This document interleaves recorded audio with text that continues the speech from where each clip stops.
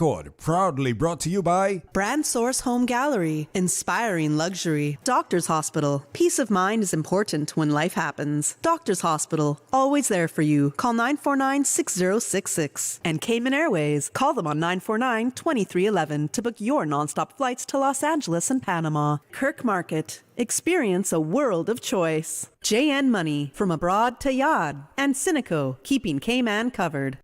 We ask our listeners and viewers to avoid any statements or comments which are abusive, derogatory, malicious, or defamatory. Do not use indecent language or make any statement that is false or misleading. Call 1-800-534-8255, 949-6990, 949-8037, or WhatsApp us on 925-3261. Live from Radio Cayman Studio. This is For the Record with ORRETT Connor. Hear from your government officials, independents, and the opposition on issues that matter to you. For the Record. Engage in an open dialogue between residents and lawmakers. With ORRETT Connor. Informative, impartial, insightful. This is For the Record. And now, your host, ORRETT Connor.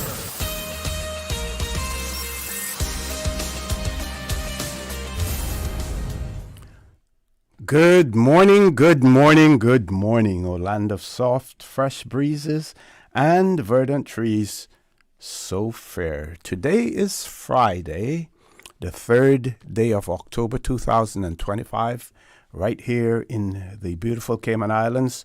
We do hope and we trust that everyone had a restful, peaceful, enjoyable evening. Those of you who are on our roads, we urge you to please be extremely cautious, whether you're a pedestrian, a cyclist, or if you're operating any type of motorized vehicle. Ensure that you observe the rules of the road, because the life you save may just be your own. For those of you who are celebrating a birthday today, we want to wish you a happy birthday, or if you've celebrated one over the past few days, a happy belated birthday. And to remind you that For the Record birthday shoutouts brought to you by Coca-Cola, who are proud to support your birthday shoutouts. Coca-Cola available across the Cayman Islands. You should accept no substitutes. Share a Coke with someone special. Those of you who have lost loved ones, again, this morning, we want to extend our sincere condolences to you. We hope and we trust that your faith will help to carry you through these extremely challenging times, and that the memories of your loved ones will be a blessing. Those of you who are ill and are either at home or at a medical facility here in the Cayman Islands or overseas, we want to wish you a speedy recovery. And again, this morning, want to give a big shout out to our colleague here at Radio Cayman, Mr. Joel Wilson. And also a big shout out to my friend who was released from the Georgetown Hospital, Anthony Eden Memorial Hospital, on today's Friday, on Wednesday, released on Wednesday night. So I want to say a good morning to that person as well. And good to know that you're back home and doing well as well. So folks, first of all, let me thank you for allowing Radio Cayman, and by extension For the Record, into your homes, into your vehicles, as you traverse the busy and sometimes dangerous roads of the Cayman Islands, into your places of work, wherever that may be. As you know, For the Record is a show produced by the staff and management of Radio Cayman, and it is geared towards keeping you abreast of issues as they arise and play out on the local, regional, and international scene. I am your host, ORRETT Connor, and you're welcome to join me every Monday, Wednesday, and Friday from 7:30 a.m. until 10 a.m. During that period, our phone lines are open. We have a toll-free number which is provided courtesy of Flow. That toll-free number, 1-800-534-8255. You can also call us on 949-8037, 949-6990. WhatsApp number 925-3261. So let's first look at the birthday shout-outs brought to you by Coca-Cola. We see Fitzgale is celebrating a birthday today, 3rd of October, Fitzgale. Also, we see that Astor Holder celebrating a birthday today as well. And Miss Karen Ryan, hey, happy birthday to Miss Karen Ryan. She's celebrating a birthday today as well. Other upcoming birthdays, Mr. Jason Rankin celebrating his birthday tomorrow, and Hezron Clark will be celebrating a birthday on Sunday, the 5th of October as well. And I believe we have a few birthday shout-outs. Well, here's another one. This person says, greetings to Kaleo and Kalani Jefferson. They're celebrating sixth birthday today, 3rd of October, coming from parents, grandparents, and big brother Kai. So, Kaleo, Kalani, and Kalani Jefferson, they're celebrating their 6th birthday today. We also had some birthday shout-outs even yesterday, I believe. Let me find that one for yesterday. And I must say that while we have, for the record, birthday shout-outs, this has become so popular, the birthday shout-outs, that Radio Cayman may want to look for a sponsor or to Ms. Susan spread the sponsorship out so that it not only covers For the Record, but other shows, as well, because, For the Record is only on Mondays, Wednesdays, and Fridays. So we have to do advanced birthday greetings, or we have to do belated birthday greetings on the day that the show isn't on. So might be worth looking into to have birthday shout-outs during other shows as well. Extremely popular, of course, as I related more than once. Birthday greetings on radio and other greetings as well were extremely popular when we did not have a local radio station, and we had to rely on foreign radio stations, and we sent greetings to our family members who were at sea, as well. So that is one of the traditions in the Cayman Islands that we want to continue. So maybe we shouldn't just restrict it for the record, but those persons who are celebrating birthdays on days that for the record isn't broadcast, they should give that opportunity. Certainly a commercial opportunity again for right here on Radio Cayman as well. Birthday greetings also going out to Henry Ridica from Central, who celebrated his birthday yesterday. Happy birthday greetings coming from his family as well. That's Mr. Henry Whitaker from Central. I saw another one, and I'm trying to find it, that was sent out on Tuesday for a birthday greeting as well. Maybe I'll find that later. So, just to let you know that we will have guests in the studio. No stranger to Radio Cayman, Mr. Carl Brown will be on, along with a ministry representative, talking about the National Recognition Awards. There is still time for you to nominate individuals for the National Recognition Awards, and you will hear more about that as well. Dateline is the 15th of October. That's 12 days from today, so more than sufficient time. We will hear from them, and I'm sure that they will update us on how the registration process is going as well. I'm still trying to find that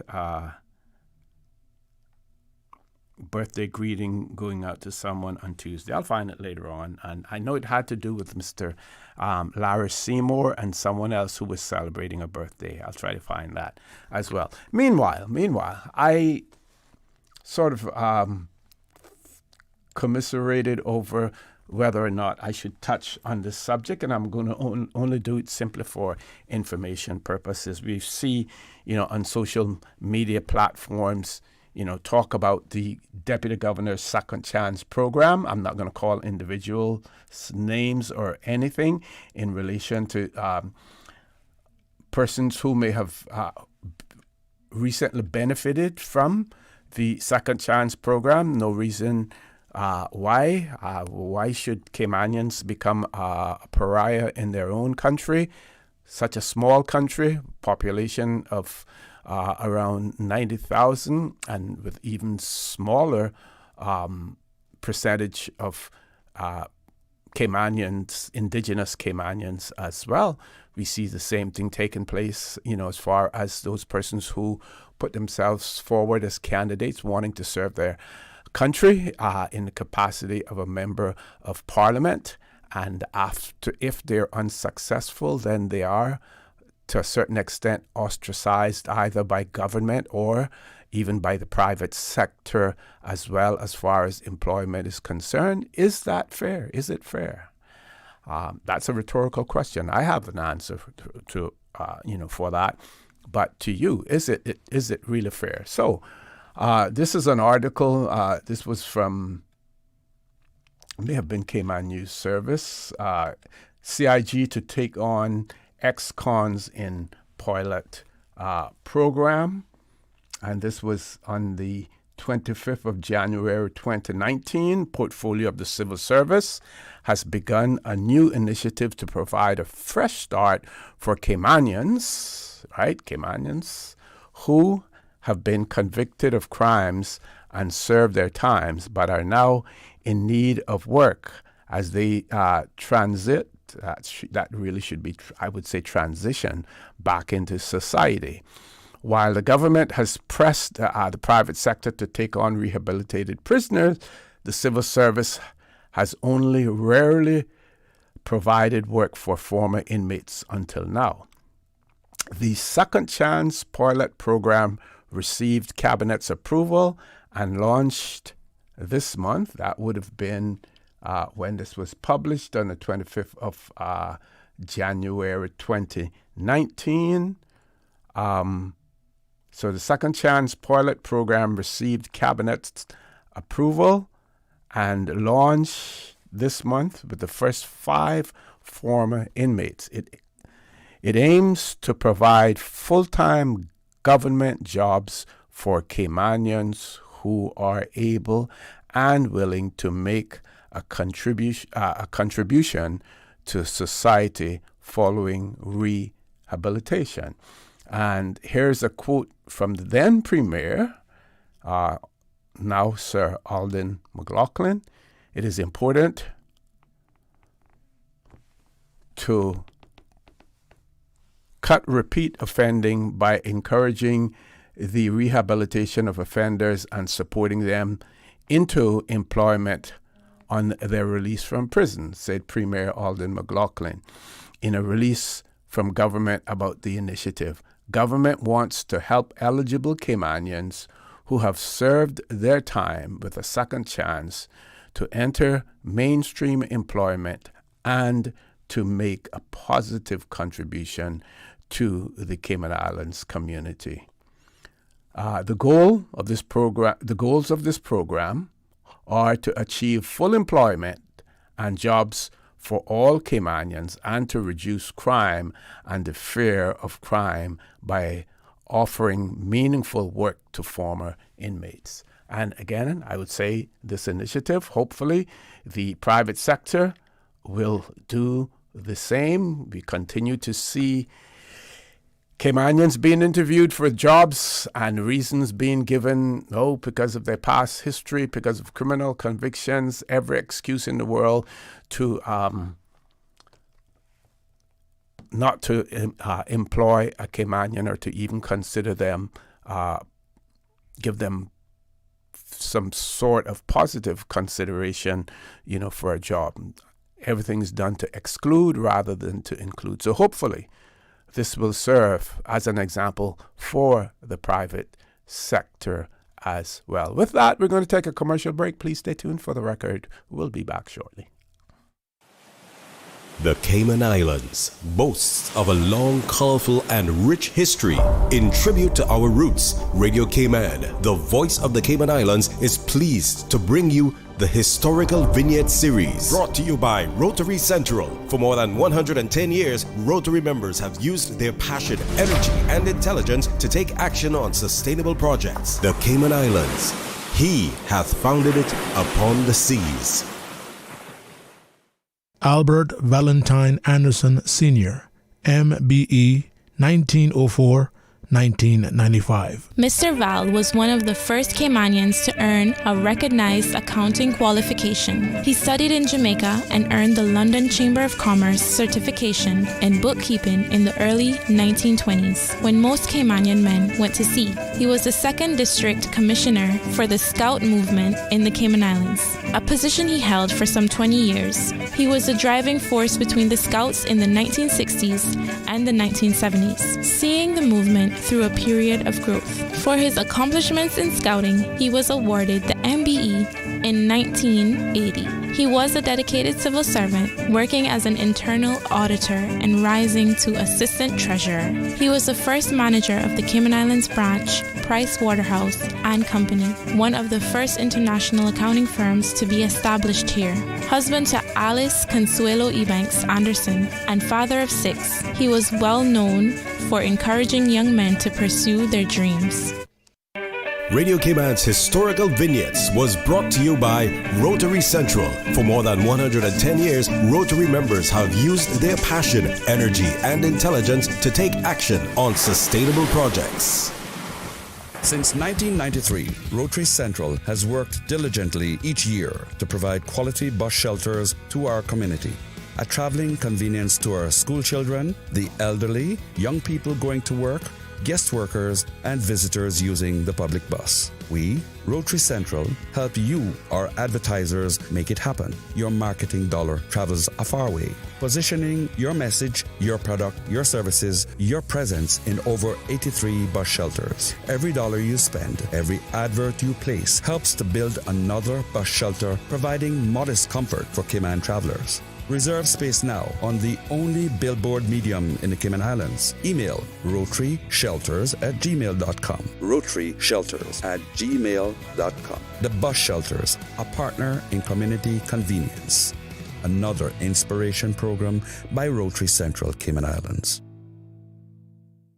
It's me again, that old Gala wantin' with Cayman Airways. Looky ya, I go in Tampa again, cause Tampa tickets are on sale and they're flying faster than fritters at a fish fry. I know one thing, I racking up all the Sir Turtle Rewards miles I can get for even more trips with my award-winning national airline, Siona Erectly. Book by October 8th for travel through December 15th from just $293 CI round trip, including taxes and fees. Call 949-2311 or visit CaymanAirways.com to catch your Tampa seats on sale now. When a hurricane hits, unexpected costs can add up fast. Homeowners are usually out of pocket for these costs to get supplies or make minor repairs. But with Cineco's parametric coverage, you get automatic payouts within 2 to 3 weeks after a Category 3 or stronger storm, whether or not you have damage. Available only through Cineco Homeowners Insurance. Call 949-8101 or visit Cineco.ky for a quote. That's Cineco.ky to get a quote today. Cineco, keeping Cayman covered. There you go, sir. Thanks for choosing JN Money Transfer. Boy, thanks to JN Money Transfer, I can stay right here in Cayman and pay mama bills back home in Jamaica. Her water, light, phone and other bills never late. Every month I pay everything in one place. Make payments to over 30 companies in Jamaica through JN Money Transfer. Fast, affordable, convenient. Call 1-800-744-1163 for details. My mom's a superhero. She always knows what to do when I feel icky. Yesterday, we went to West Bay Pharmacy, and they had everything she needed. Medicine, my favorite band-aids with dinosaurs, and even flavored vitamins. Mom says they keep our family healthy. I think they're magic. But don't tell anyone. I think superhero shop at West Bay Pharmacy. West Bay Pharmacy, where the superhero shop. West Bay Pharmacy and Centennial Towers. Convenient quality care is just around the corner. This summer, happiness is better when you share it. Coca-Cola invites you to share a Coke with someone special. Grab an ice-cold Coke and find a name. Maybe theirs, maybe yours, maybe a surprise. Because nothing says you matter like sharing a smile and a Coke. So who will you share a Coke with today? Find your name, find your friends, and share a Coke. Available now. Stores island-wide. Attention Cayman, transform your kitchen for less with Granite Express Cayman. Skip the Christmas rush and take advantage of our year-end promotion. Offer is valid until October 31st. Refresh your space with our cabinet respray services and quartz countertops for as low as $3,950. Selected material. If you only need a countertop, prices start at $2,250. Don't miss this limited time offer. Visit Granite Express Cayman today or call 922-0424 for our free estimate. Granite Express. Quality stone, unbeatable prices.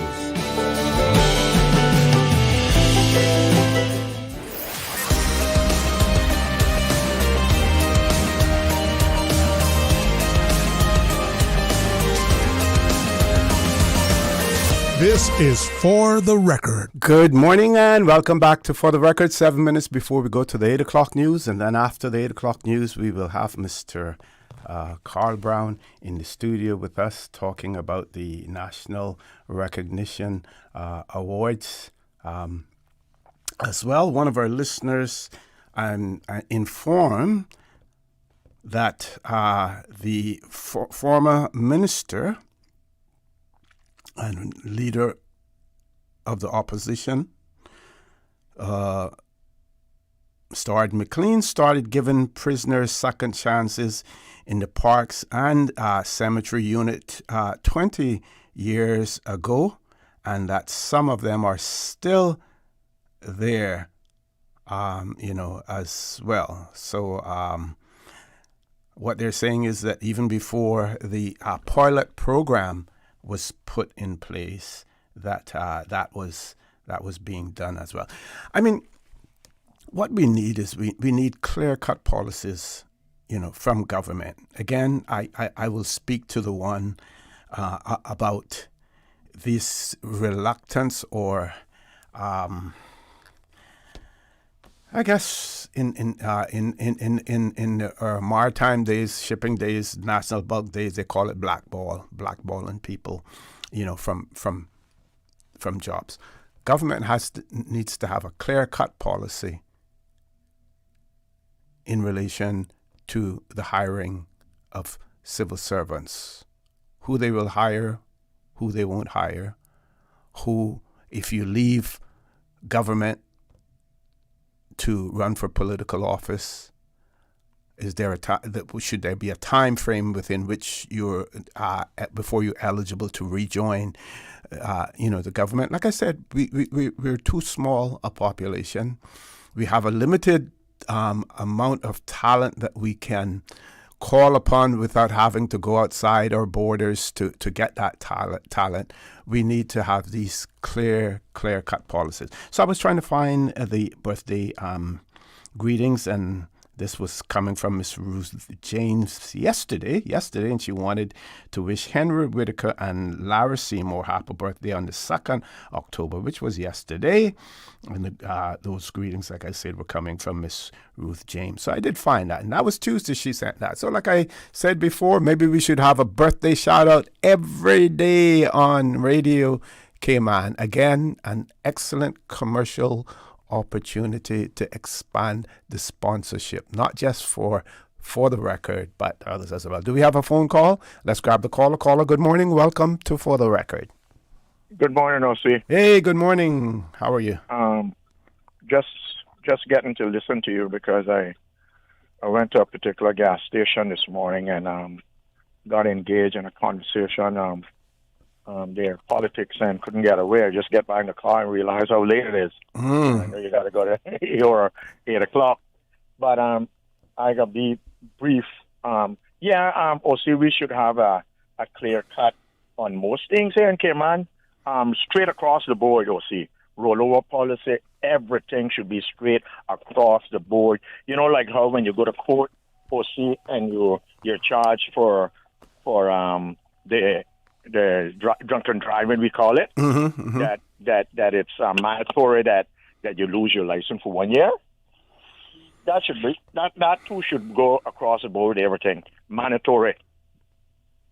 You know, when you say straight cut, a straight cut, that's what I'm also referring to. But OC, what I really want to say, I notice OC.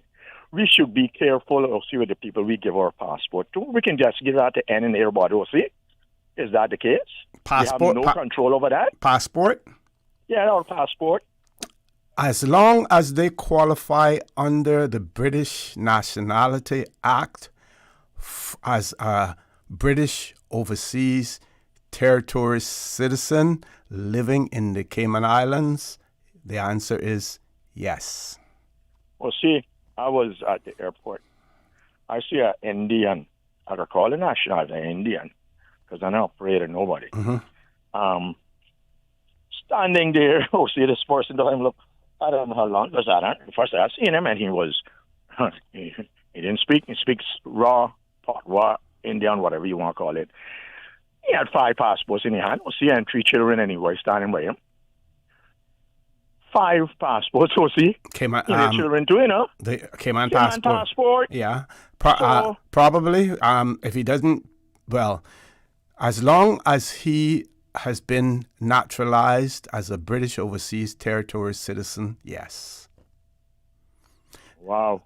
Yes. So that road we going down now. Right. And now it wouldn't, don't be surprised.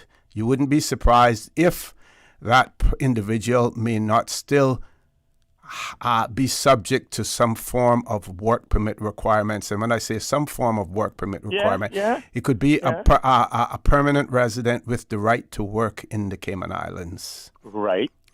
And that's what I'm saying. It's that easy then to get it. But you know the answer to that. You know what the answer to that is? If we said you are allowed to reside permanently but we couldn't even use the word permanently.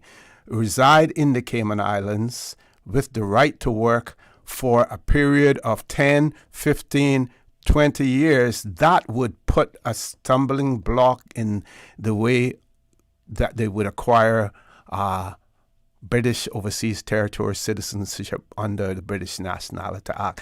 As long as there is a limitation on the time that you may remain in the territory. So for the rich and famous people, for instance, they get their permanent residence for 25 years. They don't qualify.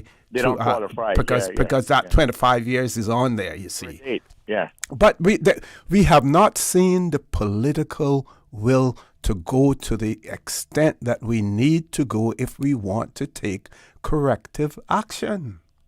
That is exactly what you keep saying. We don't have the willpower or the common sense. I don't know what it would take for them to make such a bold. And is it a bold move, OC, or just the right move? It is the right room. Very quickly, I got to be quick because it's 8:00. But I was talking to a lawyer the other day, and I raised the whole issue of the threat to our culture here in the Cayman Islands, the threat to Caymanian identity because of the overwhelming number of non-Caymanians when compared to Caymanians. And that lawyer agreed that would be a strong basis for us to introduce strict laws that limit Caymanian status. That would be a strong argument for that because of the loss of our cultural identity. Have you had that conversation when elected members that you might be able to reach on a daily basis, especially when they come on the radio? You need to start putting some of these really strong questions to them, just to get their opinion and hear what they will say, so we'll know who's who. That's what we need to start doing. Also, you need to start holding their foot to the fire. That's what people would talk about. Or if I can get an audience with caucus, I would be happy to, express my opinions. Lord Graham, thank you very much, folks. Top of the hour, 8:00 news. When we return, Mr. Carl Browning will be in the studio with us, so don't change that dial because we will be talking about National Recognition Awards. Please stay tuned. Thank you, Mr. Connor. And studio time by Foster's is 8:01. When you're on the go, the experienced team at Foster's Pharmacy are here to help. Drop off your prescription while you shop or WhatsApp us and we'll prepare it, ready for your arrival. Whether you need prescription or over-the-counter medications, blood glucose testing, or advice on vitamins and supplements, we're here early in the morning to late at night. Both of our locations at our Camana Bay and airport stores are open 7 a.m. to 9 p.m., Monday to Saturday. For more info, visit fosters.ky/pharmacy. Foster's Pharmacy. Better health because we care. Covering Little Cayman Bride. Cover me. Radio Cayman in the Cayman Islands. For today's biggest news. Radio Cayman, the voice of the Cayman Islands.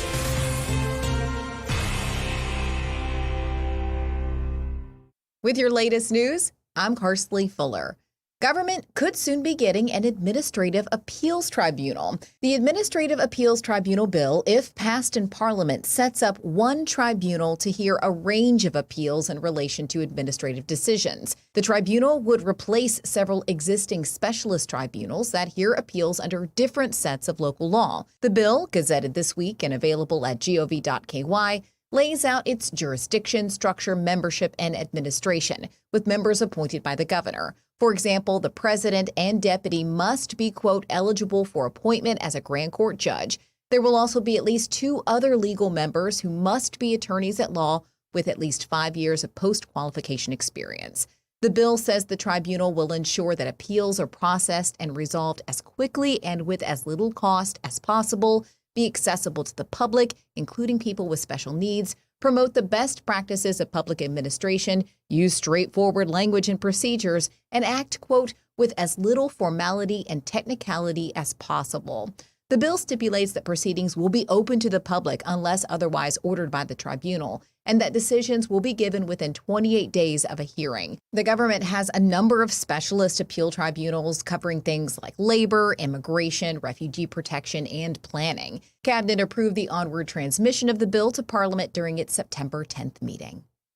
As you heard on Radio Cayman, MPs approved $107 million in extra funding in Finance Committee last week, and recently published minutes show many of those approvals were greenlit during Cabinet's September 24th meeting.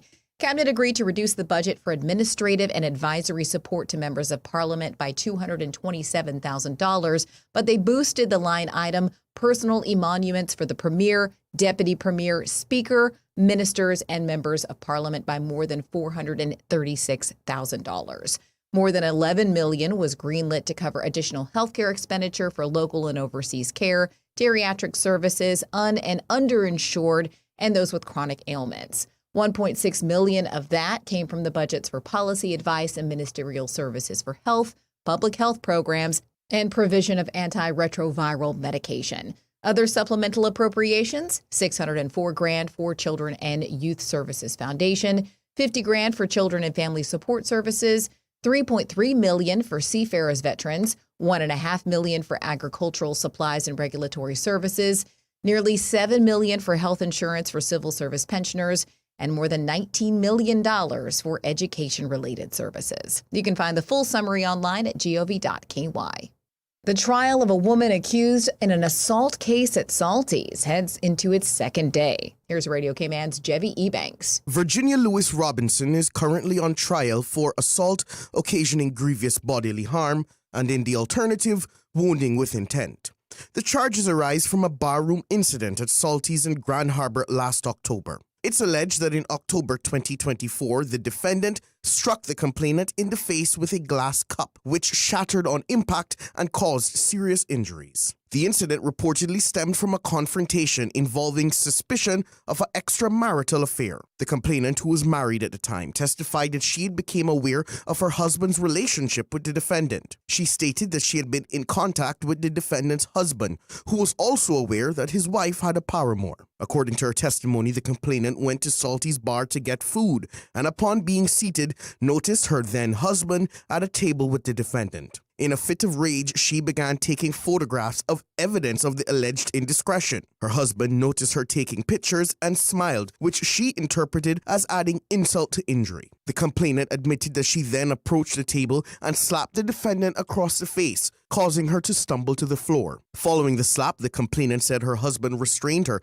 by placing her hands behind her back and refusing to let her go. Shortly after, the defendant allegedly picked up a glass beer cup from the table and struck the complainant in the face. The women were separated, with the complainant reportedly drenched in blood from the shattered glass and escorted outside. She's expected to continue her testimony today, with cross-examination anticipated. Jevi Ebanks, Radio K-Man News. The case continues in the main court building. That's your latest news. I'm Karsley Fuller. Stay in touch with Radio K-Man with the latest up-to-date, accurate news and information. For your convenience, the headline news will be repeated on our sister station, Breeze 105.3 FM, weekdays at 8:30 a.m. Follow Radio K-Man on social media, Facebook, Instagram, Twitter, or download the Radio K-Man app in the App Store, or log on to www.radiokman.gov.ky and stay connected to what's happening in the community. Radio K-Man, your voice, your choice, your radio. At 35 miles per hour, you have 3 seconds to react. At 50 miles per hour, just 1.5 seconds. That split second you save speeding could be the split second that saves a life. Most fatal crashes in Cayman involve speeding. Slow down, because arriving late is better than never arriving at all. Smart or reckless, your choice changes everything. Visit gov.ky/road safety. Since 1993, Rotary Central has worked diligently each year to provide quality bus shelters to our community, a traveling convenience to our school children, the elderly, young people going to work, guest workers, and visitors using the public bus. We, Rotary Central, help you, our advertisers, make it happen. Your marketing dollar travels a far way, positioning your message, your product, your services, your presence in over 83 bus shelters. Every dollar you spend, every advert you place helps to build another bus shelter, providing modest comfort for Cayman travelers. Reserve space now on the only billboard medium in the Cayman Islands. Email rotaryshelters@gmail.com. rotaryshelters@gmail.com. The Bus Shelters, a partner in community convenience. Another inspiration program by Rotary Central Cayman Islands. The 8 a.m. weather update brought to you by CG Britcade, where people come first.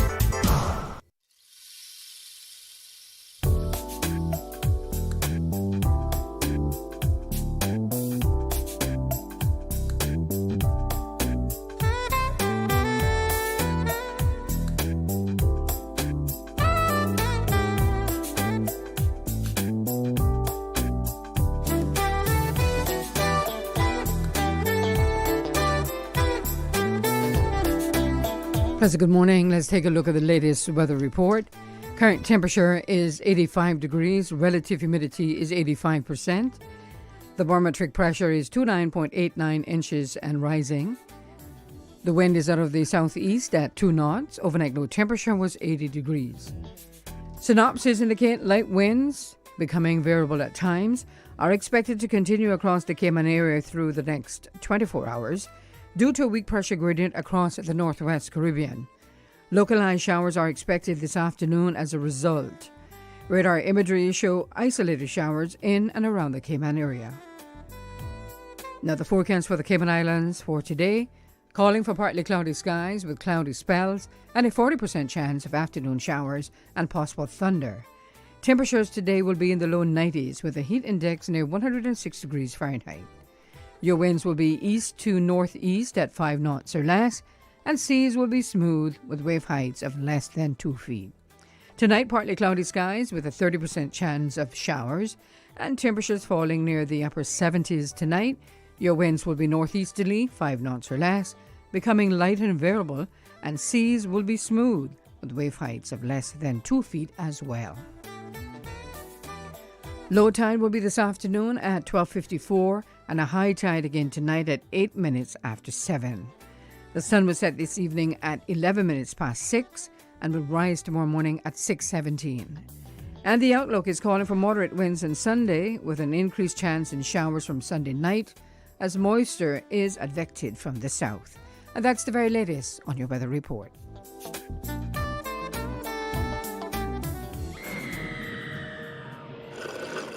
Wait, why is she going into that spooky house? Who's that creepy old guy? And where are her friends? Why is she going in the basement? Nothing good is down there, sis. I bet you the creepy caretaker did it. Did you see his fake eye? Okay, maybe not the caretaker. Hush. You hush. I'm solving a mystery. We're like the person who doesn't ruin the movie. CG Britke. Good like that. The 8 a.m. weather update brought to you by CG Britke, where people come first. As a parent, I know I would do anything to protect my child against cancer. As a Minister of Health, I know that the HPV vaccine is the best protection available against HPV-related cancers. The vaccine is safe and is being offered free of cost for 9 to 25-year-olds across all 3 of our islands. For more information, contact the Public Health Department on 244-2648 or 244-2889.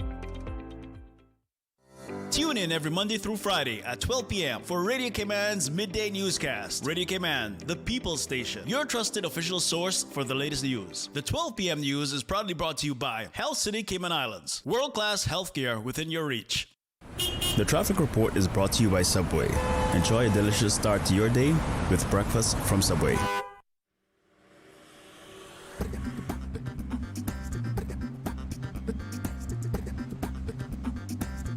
Good morning. Let's check in with traffic, see how the road conditions are looking like. Further up on Shamrock Road and Rex Creighton Boulevard, flowing at a moderate pace. Further down, different story, traffic steady. As you approach the Linford Pearson Highway, coming off of the Linford Pearson Highway and Agnes Way, as well as Bobby Thompson Way. Slow moving traffic on Crew Road, as always, heading to Georgetown.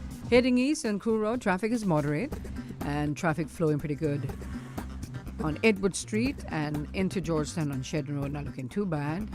Coming from the West Bay 4-way stop, flowing at a moderate pace, as well as on the West Bay Road in front of the Ritz. And coming off of the Estella Tibbetts Highway, steady but flowing traffic and moderate flow of traffic heading towards the Industrial Park area. As we look to Godfrey Dixon Way and Eastern Avenue, flowing pretty good. And on North Sound Road, moderate flow of traffic in both directions. That's what's shaking on your traffic report. Join us again at about 10 minutes past 12. We'll give you another look at traffic. Get ready for something sweet, spicy, and totally crave-worthy. The hot honey chicken sandwich is here, and it's bringing the heat. We've taken our tender, juicy chicken and drenched it in bold hot honey sauce for the perfect balance of sweetness and spice. But hurry, this one's only here for a limited time. Hot honey chicken. Try it today before it's gone. Subway. Eat fresh. The traffic report is brought to you by Subway. Enjoy a delicious start to your day with breakfast from Subway.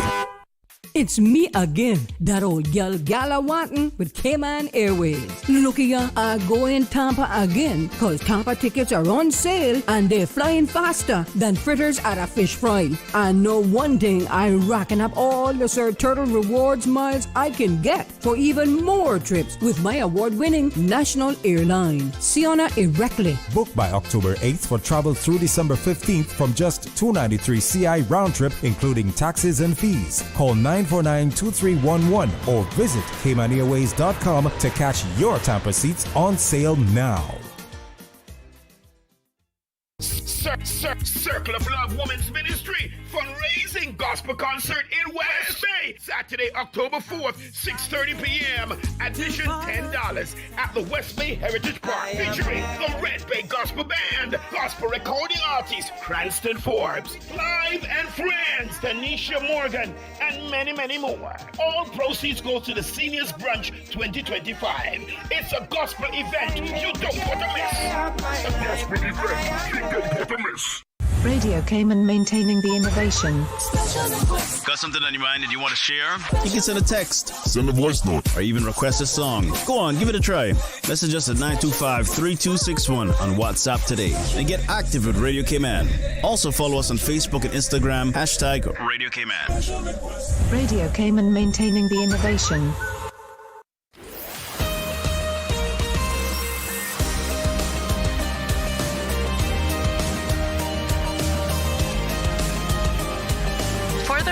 With ORRETT Connor. Good morning and welcome back to For the Record, True to Form.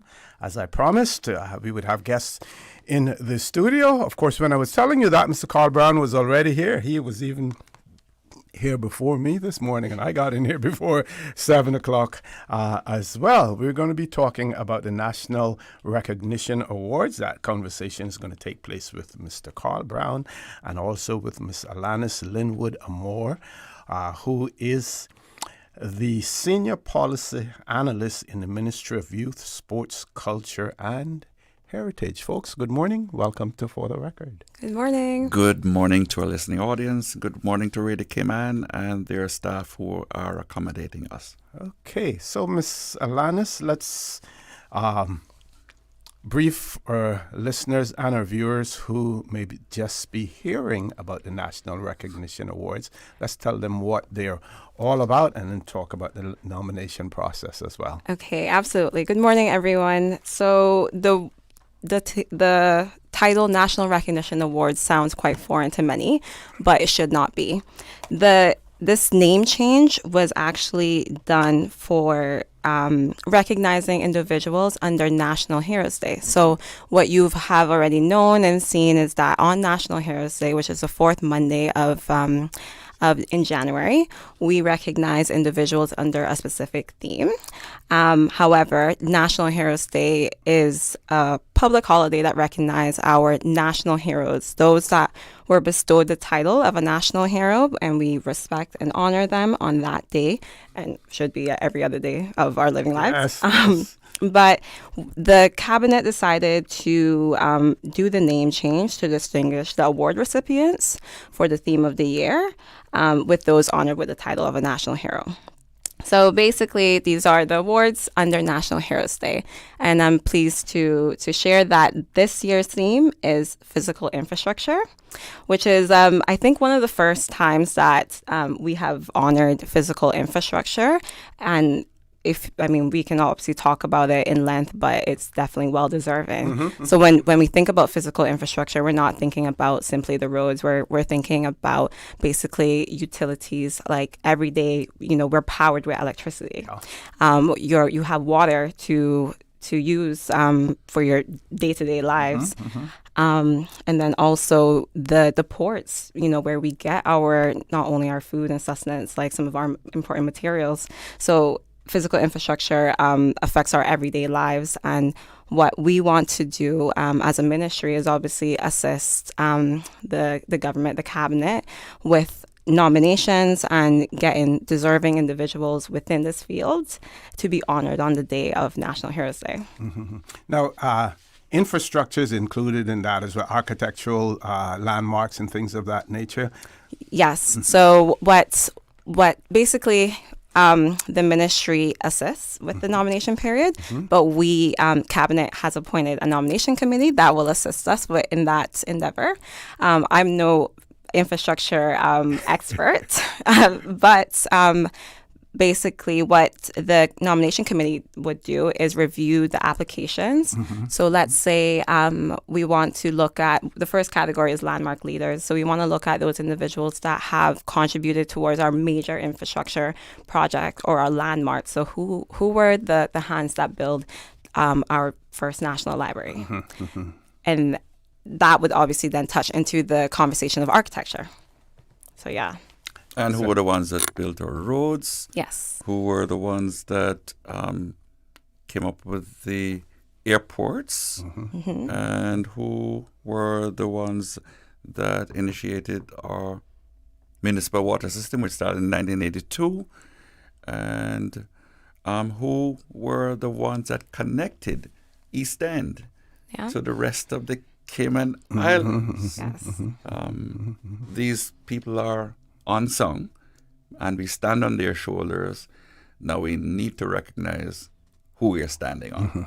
Exactly. Now, what about, are these limited to government entities, or can it be, I mean, I'm thinking of persons like Mr. Brown and Sammy Ebanks. Now, I'm saying this, and there are some people who will recognize the names and some people who won't recognize the name.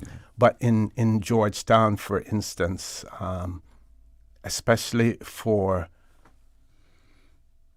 those families that the head of the household went to see and sent their remittances home, the wife, they saved up that money, they bought some blocks from Mr. Clarence Flowers. They eventually got enough to start building.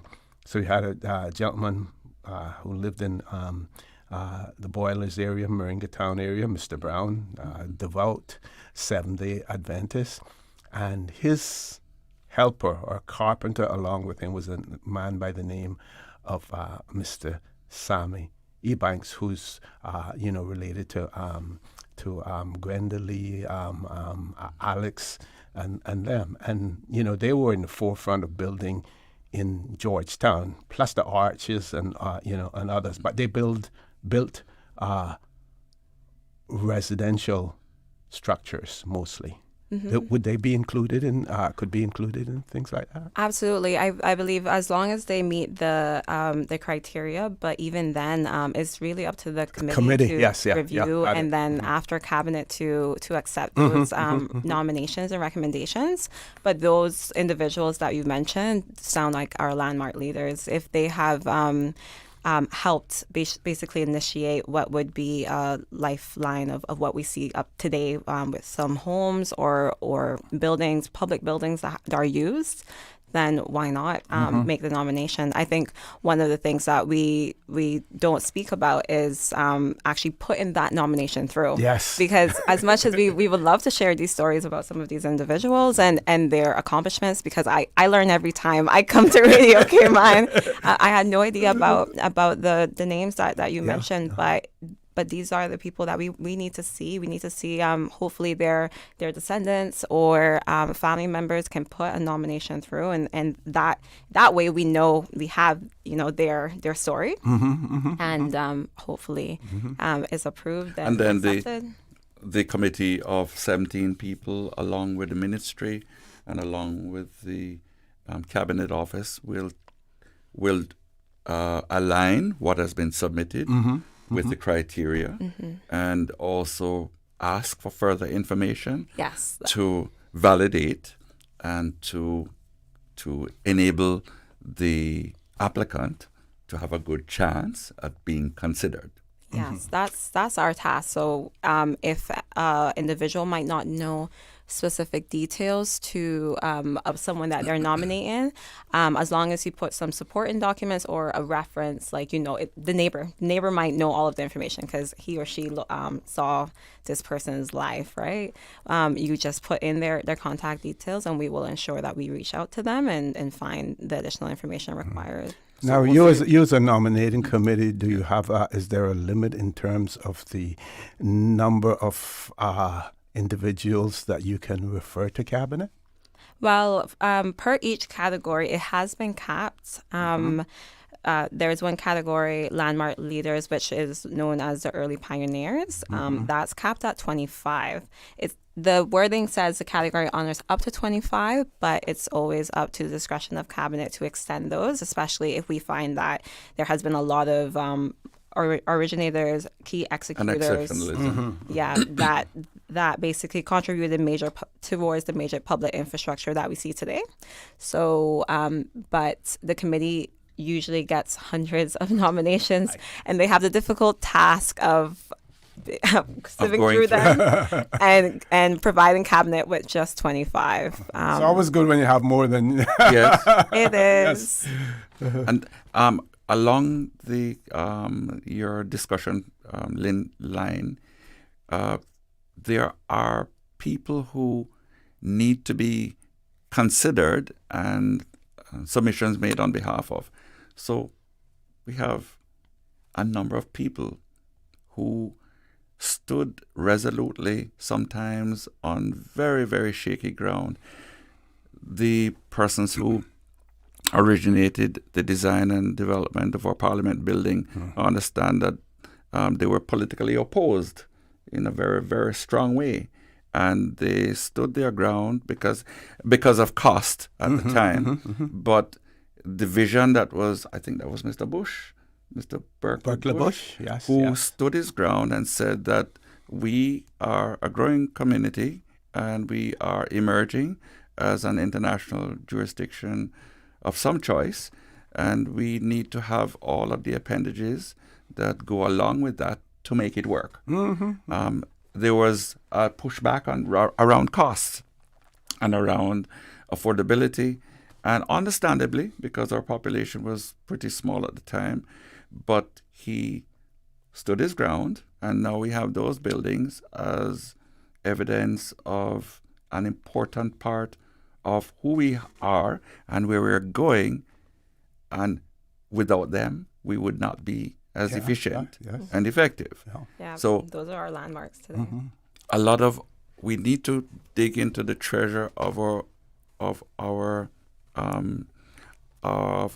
older people in our community who have a wealth of information, who have the ability to still give us the details around the fact that when the port was being expanded initially, we've gone through about 3 iterations of the Georgetown Port Facility.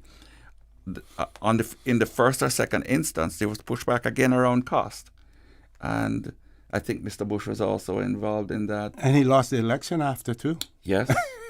And lost the election. And look at where we are today. And I know that Sammy Jackson was very strongly providing all of the access to data that would support our port expansions, both here and Cayman Brac and our airports.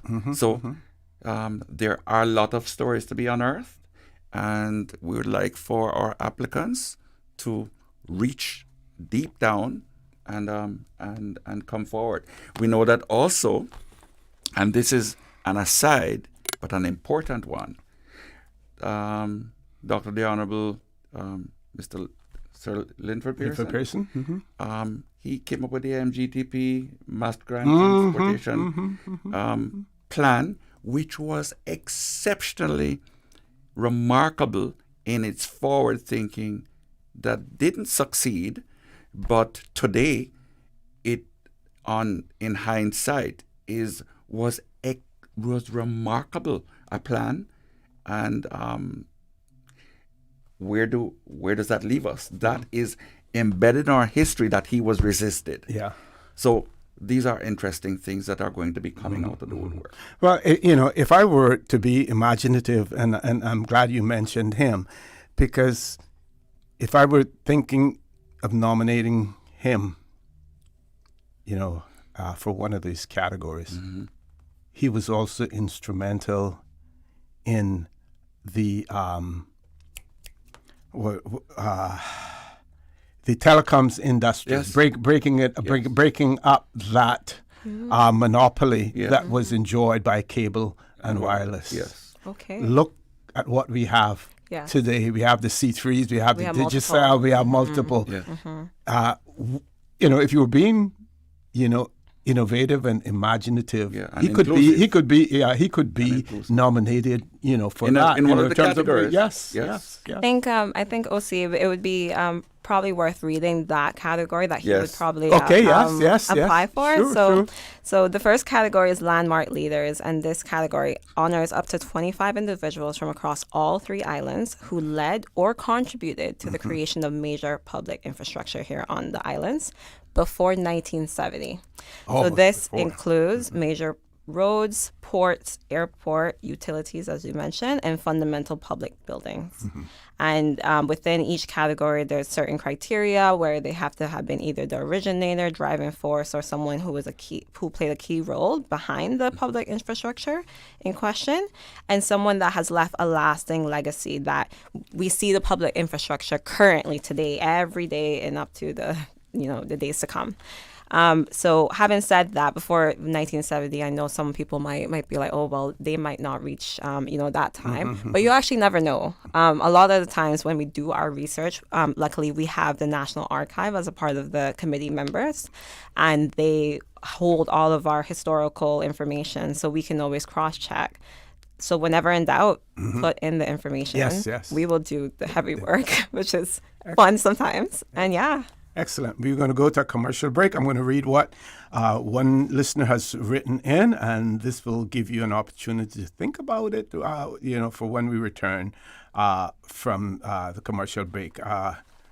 This person says, how can the public hear about these amazing stories when the individual is picked for an award, especially for the early pioneers, as I don't recall this being put in the program?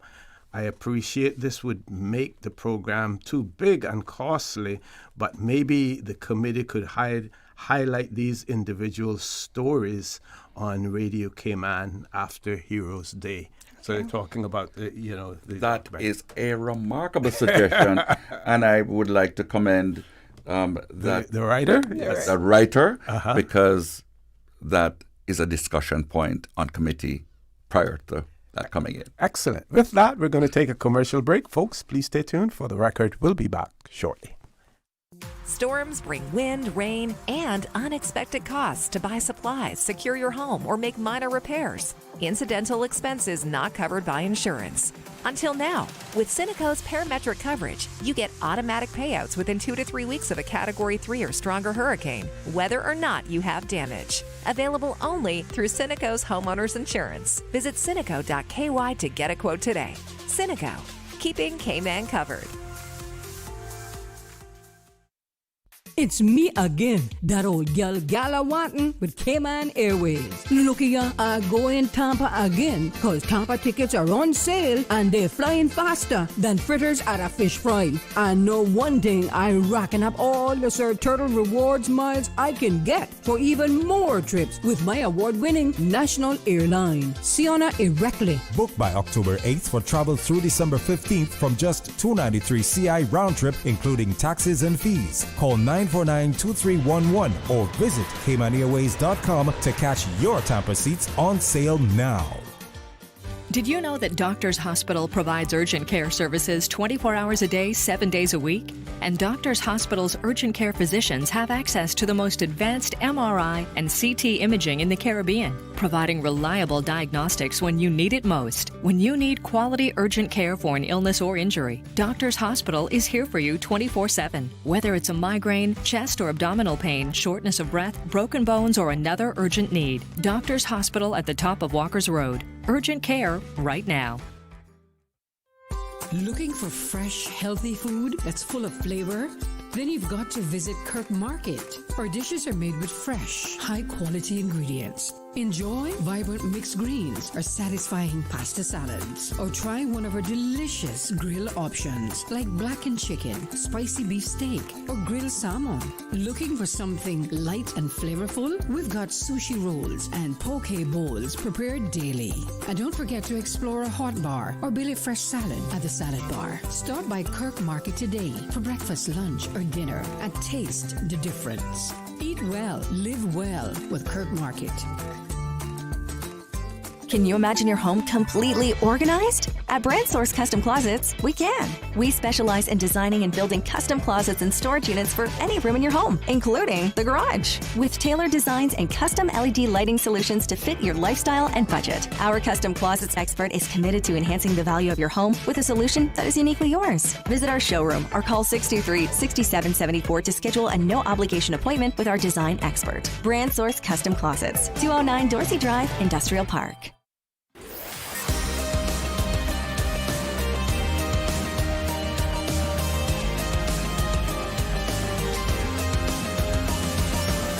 This is For the Record.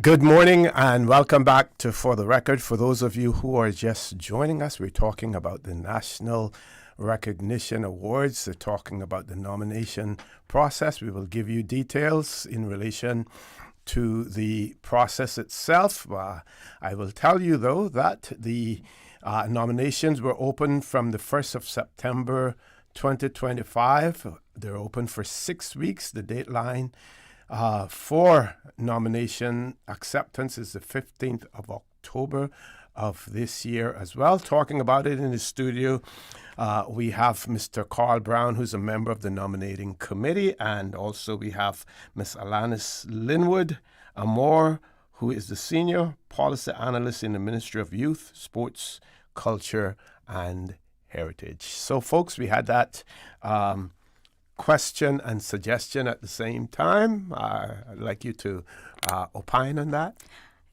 So I think it's something important where we do need to share the stories of some of the awardees that we receive every year.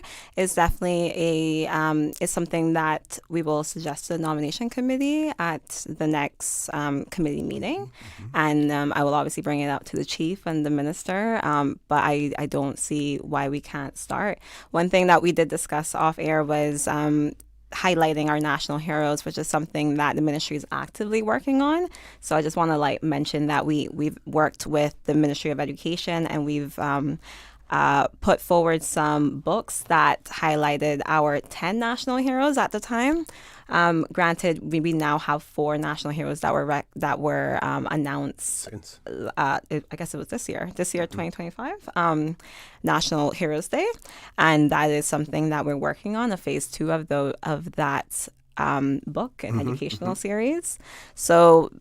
Education is obviously key. Sharing of stories. That's how that's basically Cayman, right? Yes. We share stories. Yes. We talk about the achievements of many individuals. So it's something that we can look for. We can look at, and I'll be more than gladly able to propose that to the ministry. Okay. So we'll be an instrument to create a sustainable historical record of threads of our community that comprise the fabric of what we are and who we are, so that those who come after us will know the truth. Yes. Because we have been overshadowed by many who have come in recent years with ideas and concepts as to their place in our place and kind of replacing us in our own glory. And that is being corrected now. Yes. So we've got these 2 other categories: infrastructure, innovators, pioneers. Before we go there, I just want to give a little more historical perspective while it's on my mind. Yes. And again, some of the people we never recognize, Mr. Ernest Panton, who was an assistant administrator, played a key role in when we were in discussions in the creation of the Federation of the West Indies, and our discussions in terms of internal self-government. If you read Mr. Our national hero, Mr. Panton, Ormond Panton, he argues in that book that his family, Mr. Ernest, was a key obstacle and was basically opposed him becoming chief minister in the Cayman Islands. His house on Crew Road Yes. That would have been built in the 60s? Yes, it was built. And he's prominent civil servant. Now, who was that built by? Yes. And the reason that I know this is because my father, worked as a laborer and worked, with Mr. Will Wallace Borden, Ernie, and the late Miss Zoe and Churchill Borden. Their father. Mm-hmm. My father worked, with him on that. And he was a huge contractor. What was the name of those those condos? We call them apartment, but those condos, the little small roundabout right there by Galleria, right opposite that. He built those condos that were there as well. But he was a huge, big contractor, Mr. Will Wallace Borden, as well. And I just wanted to push that in there. Yes. No, thank you for sharing that. Important tidbits. Mm-hmm. Yeah. So, do we need to tell people about the nomination process, how to go about doing it as well? Yes. Firstly, I'd like to share, obviously, the other three. So the other two. We've spoken about our early pioneers, which is categorized as landmark leaders. So again, these are individuals who led or contributed to major public infrastructure before 1970. And I want the public to think about some of our major public infrastructure. We're talking about our airports. We're talking about the Glass House. We forget about the Glass House. And it's still there. It's still there, and our Parliament building. It's such a beautiful building, and our court building, and our courthouse. So think about those. By the way, the courthouse building and the Parliament building had a ironical opposition in their architectural pose. One was pyramidic in its stance, and the other was the downward pyramid. Yeah. So this is amazing, but we need to know who were the key people that decided to do that, whether it was the architects or the policymakers. Those are the individuals that we want to see and put forward for the nomination committee consideration. Yeah. The other category, because some might say, okay, well, not a lot of individuals would have created or been involved with infrastructure back in 1970. What about those today? Well, we have the infrastructure innovators, which is our pioneers. And this category is capped up to 75 individuals from across 3 islands who have played long-term transformative roles in national infrastructure development. So we're looking at persons who have consistently contributed 30 or more years directing the planning, design, execution, policy development of major public infrastructure that we see here today, and their record have demonstrated innovation, excellence, and whether they have been received a previous award, whether it was under National Heroes Day previously, internationally, regionally, it doesn't matter. You want to hear it all. And the last category is the group award. So back to your question, OC, you did ask about public servants and private sector. Yes. So this group award covers everyone. So we're looking at the category of companies, businesses, statutory authorities, and government departments that have exceptional, long-standing contributions to our national development. Don't feel like name dropping them right now, but you guys can think of it. Who's powering our electricity now? Yes. Who's paving the roads right now? And all of our infrastructure, like construction as well. So when we think about BRAC, and the BRAC as well. BRAC Light and Power exactly was totally Caymanian, totally independent, and totally managed by BRAC engineers. Resourced out of the retired mariners who were very qualified with international certification and run by black businessmen, which is remarkable. And that has just evolved into no longer being totally Kim and Bragg. Exactly. So when we're asking individuals to think about these organizations, these businesses, we're not only singling out Grand Cayman. Please put forward our sister islands. But when we're thinking about the group award, we are looking at those departments or businesses that have been established for 30 or more years, those that have long service of contributing towards our physical infrastructure. Some of the the pushback, I would say, or the feedback, let's say feedback that we have gotten throughout the years is why not recognize those that have made an impact currently? The beautiful nature of the awards that fall under National Heroes Day is that the categories somehow always repeat themselves. So in 10 years' time, let's say the opportunity will come. So please don't feel disheartened. But in either case, if you feel like there is a deserving individual or company that deserves this award, don't question, just put in the information, the supporting documents, and let us do the hard work. But you did ask about the nomination process, right? Thank you for that. Folks, we're going to take a commercial break. When we return, a conversation with Miss Alanis Linwood Amore and Mr. Carl Brown talking about National Recognition Day nominations process will continue. Don't change that dial. Please stay tuned for the record. We'll be back shortly. She hear clunk and her car stop. I was just about to send her some money, so I send it straight to her JN money transfer card. It cost me less, and perhaps she use the card, pay the garage right away. She'll get discount through the JN Rewards program in Jamaica. This card make things easy. You can even get funds at any multi-link ATM. JN Money Transfer Card. Fast, affordable, convenient. Tell your loved ones in Jamaica about it. Sign up is free. Your dream home starts with a vision, and often inspiration is at the heart of that vision. Brand Source Home Gallery's in-house designers are here to help bring your vision to life. Whether you're remodeling or building a new home, Brand Source Home Gallery is your one-stop solution. Explore their kitchen cabinets, sinks, faucets, bath fixtures, tubs, vanities, and more. Let Brand Source's designers help and inspire you with your next project. Call 623-5000 and schedule an appointment with a design expert at Brand Source Home Gallery, Dorsey Drive, Industrial Park, serving Cayman for 50 years.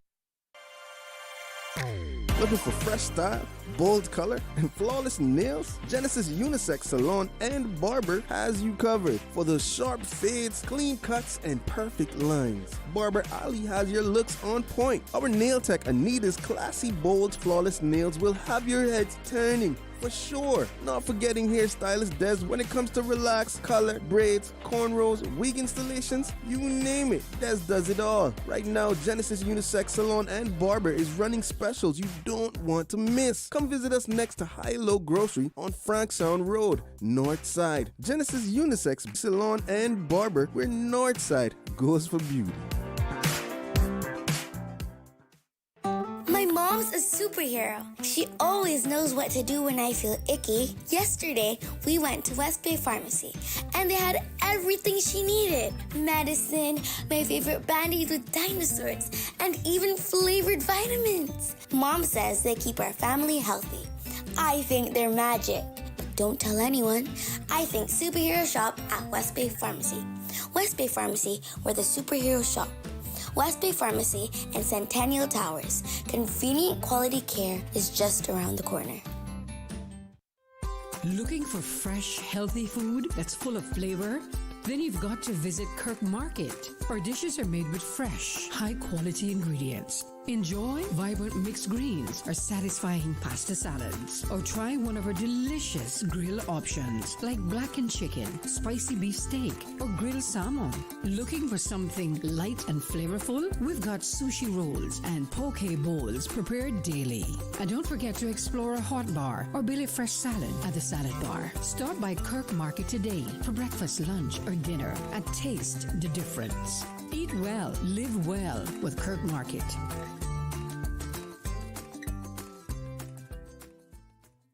Saturday evening at 7 o'clock, tune in to Breeze Radio for a special Yesteryear musical celebrating Older Persons Month. It's October. That's on Breeze Radio, Saturday evening, 7 o'clock. Breeze Radio, 105.3 FM in Grand Cayman and 91.9 FM in Little Cayman and Cayman Brac. Breeze Radio. Circle of Love Women's Ministry fundraising gospel concert in West Bay, Saturday, October 4th, 6:30 p.m. Admission $10 at the West Bay Heritage Park, featuring the Red Bay Gospel Band, gospel recording artist Cranston Forbes, Live and Friends, Tanisha Morgan, and many, many more. All proceeds go to the Seniors Brunch 2025. It's a gospel event you don't want to miss. A gospel event you don't want to miss.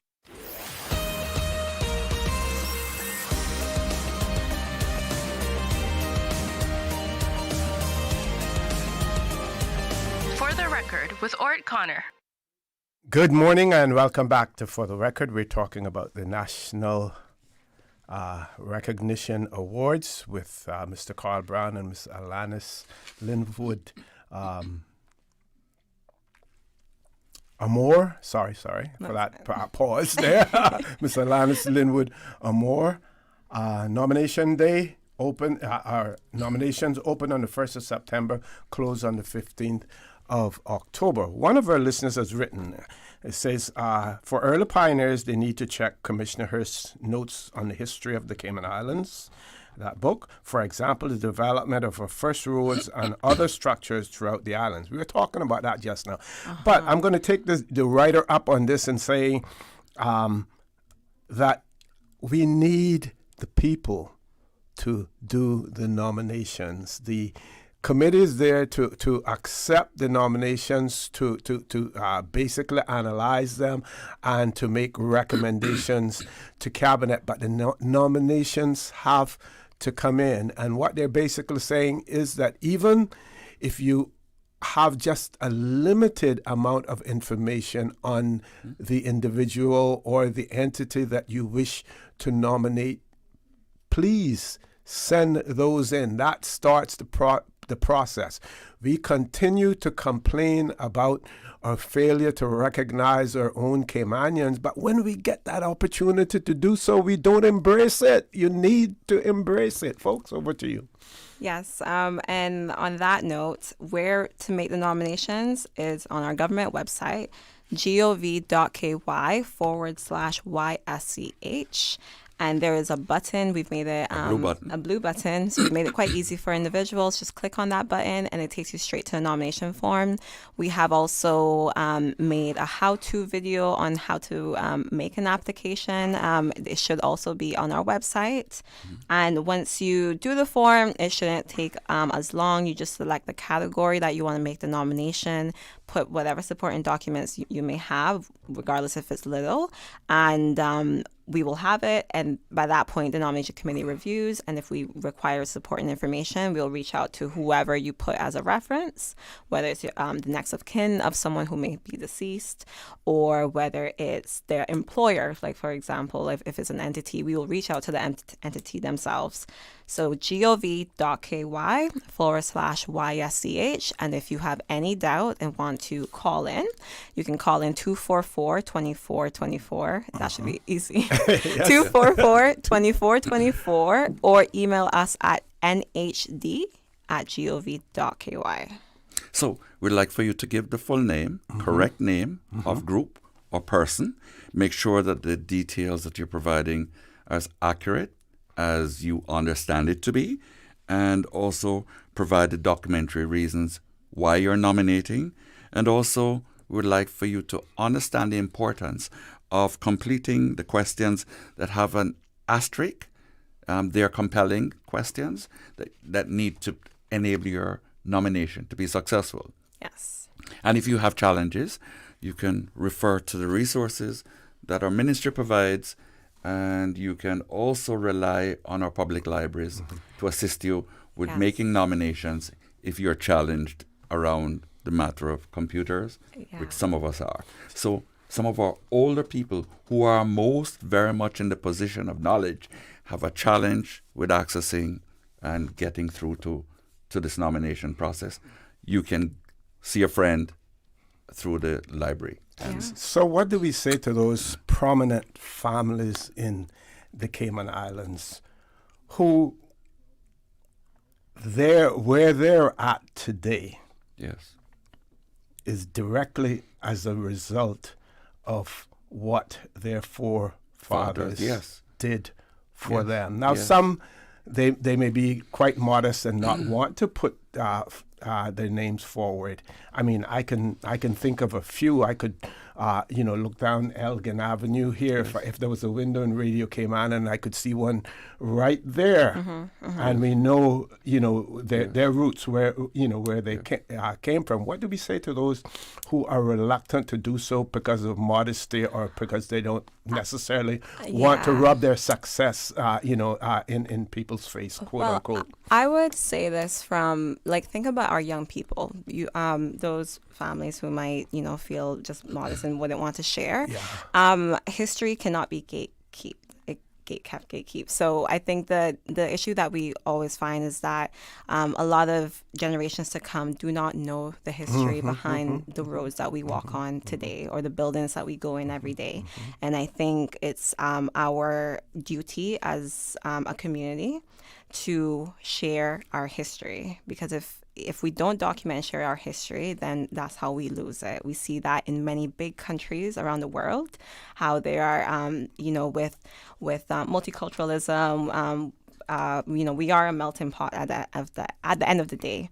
But what is important is to document our history. So, for me, for example, I may not know who are the hands behind some of the buildings that I step foot every day.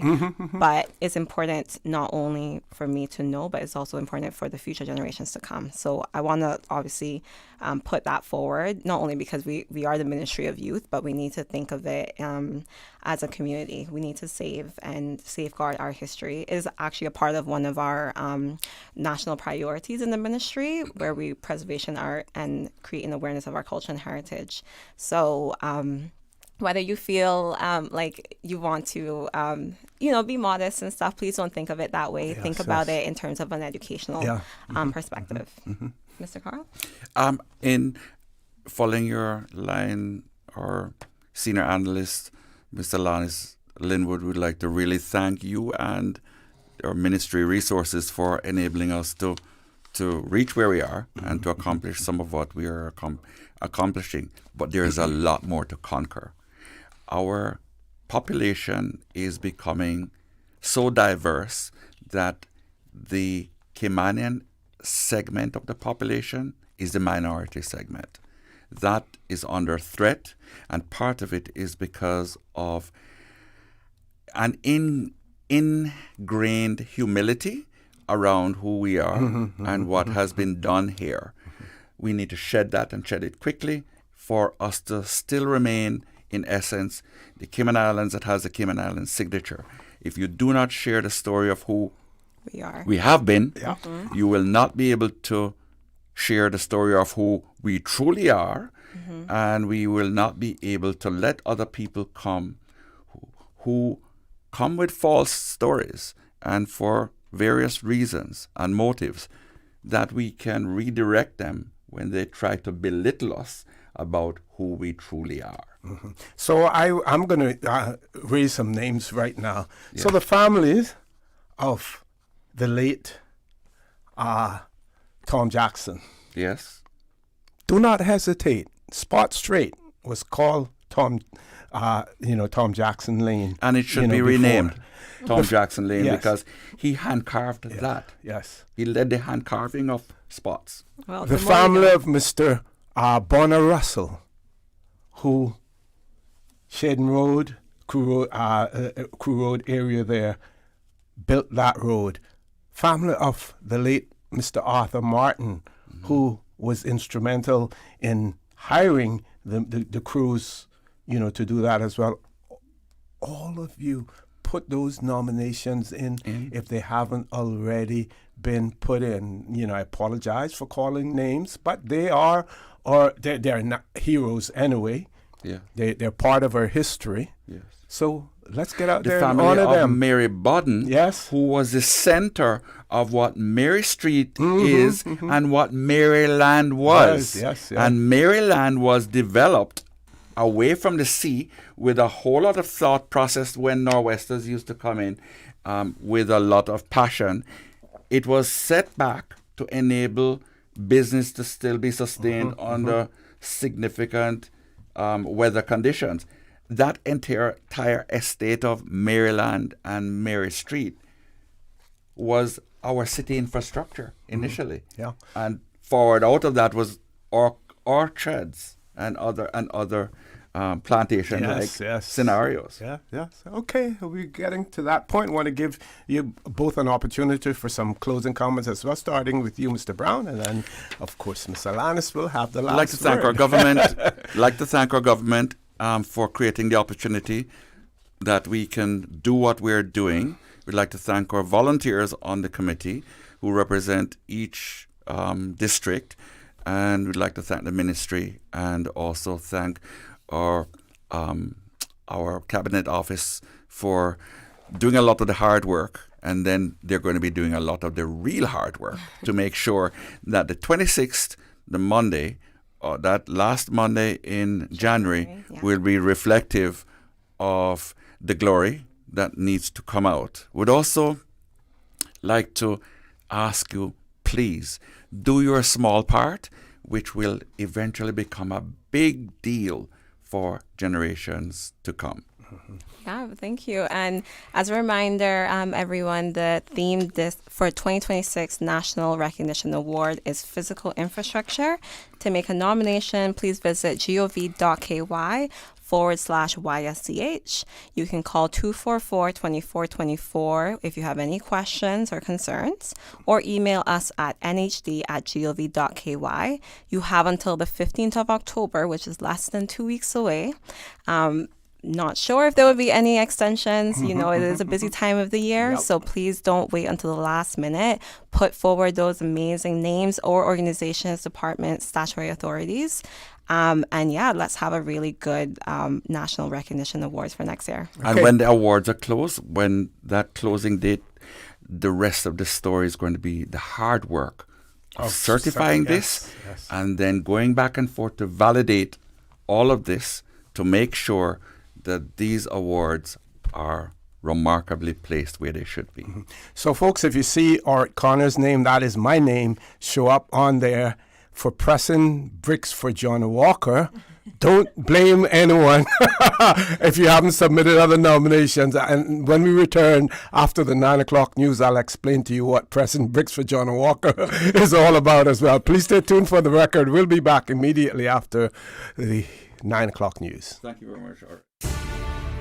From Radio Cayman's newsroom, this is Headlines. Local, regional, international news.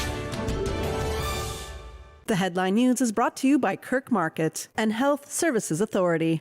Matt Brown presents Cayman's Future at What Happening. The second weekend of shows continue with performances tonight and tomorrow with doors opening at 6 o'clock. Tickets and more information is available at ticketsplus.ky.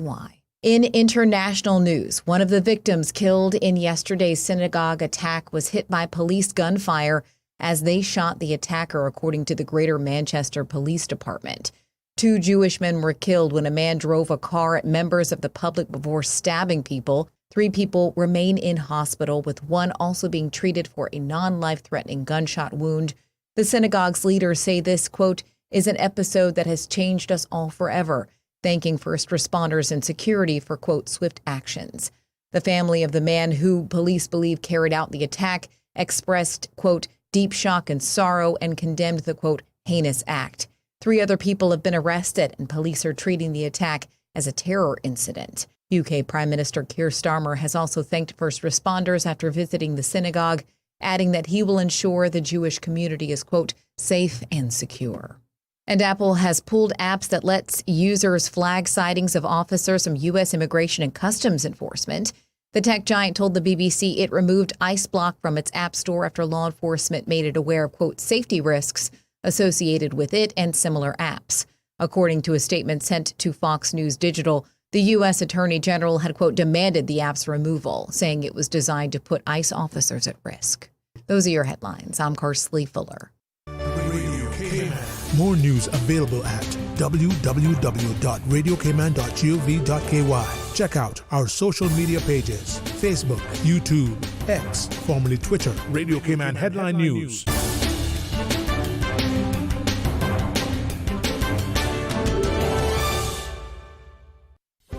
Do you have a healthcare question but not sure who to ask?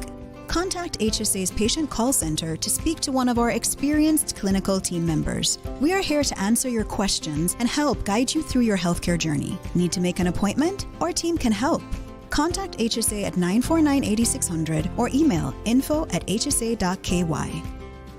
At HSA, we are committed to caring for you.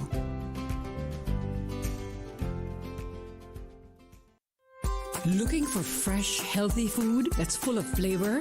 Then you've got to visit Kirk Market. Our dishes are made with fresh, high-quality ingredients. Enjoy vibrant mixed greens or satisfying pasta salads. Or try one of our delicious grill options like blackened chicken, spicy beef steak, or grilled salmon. Looking for something light and flavorful? We've got sushi rolls and poke bowls prepared daily. And don't forget to explore a hot bar or Billy Fresh salad at the salad bar. Stop by Kirk Market today for breakfast, lunch, or dinner and taste the difference. Eat well, live well with Kirk Market.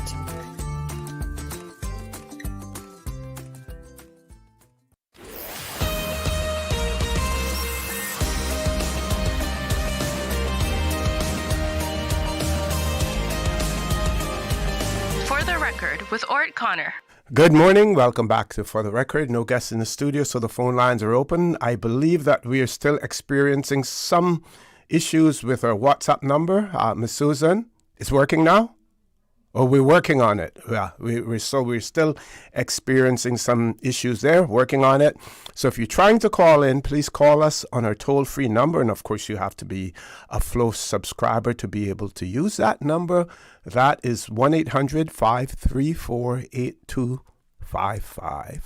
You can also call us on 949-8037, 949-6990.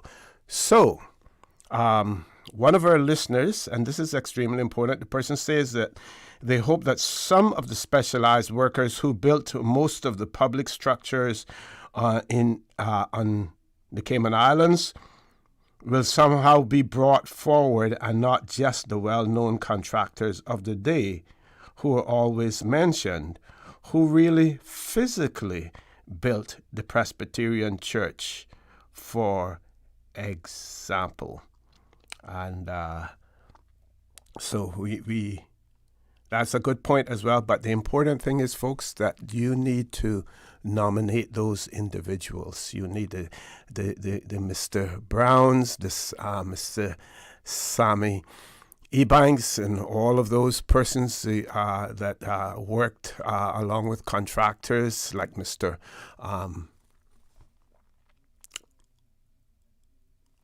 Ashley Godfrey, he was a contractor too, did a lot of building in Georgetown.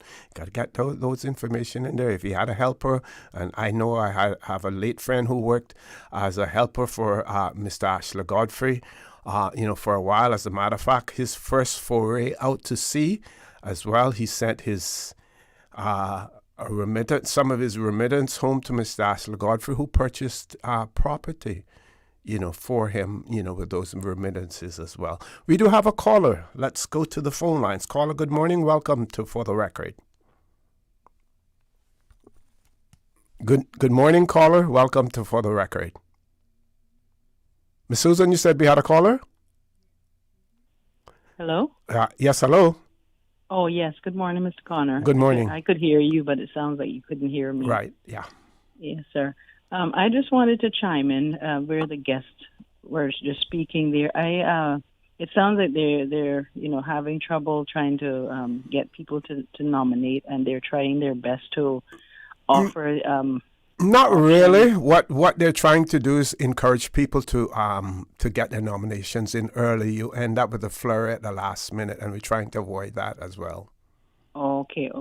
Because I was going to suggest that maybe they could try to. I kind of heard them talking about options of applying online, but I was going to suggest maybe they could take the elections office example and try to offer to do the nominations in that format, because, the elections, they offered a very easy way of signing up for voting and stuff. It was so user-friendly. So that could be a way they could conform to next time they're doing the nomination, so it will be more seamless to people and they can do it in a more timely manner instead of rushing at the last minute, because the elections office, you could just go right on your cell phone and plug right in and just fill out the form right there on your phone. You didn't have to go through to their website or anything like that, Oh, I see. Okay. Right. Yes, in long form. That's what I was trying to get across. because I've heard people say, "Oh, you know, it's such a process having to do this and do that, and you know, to supply, you know, proof and that sort of thing." With some of these nominations, I can't remember if it's this one or some other ones, but it was just a suggestion I had that they may consider, you know, moving forward for the next round.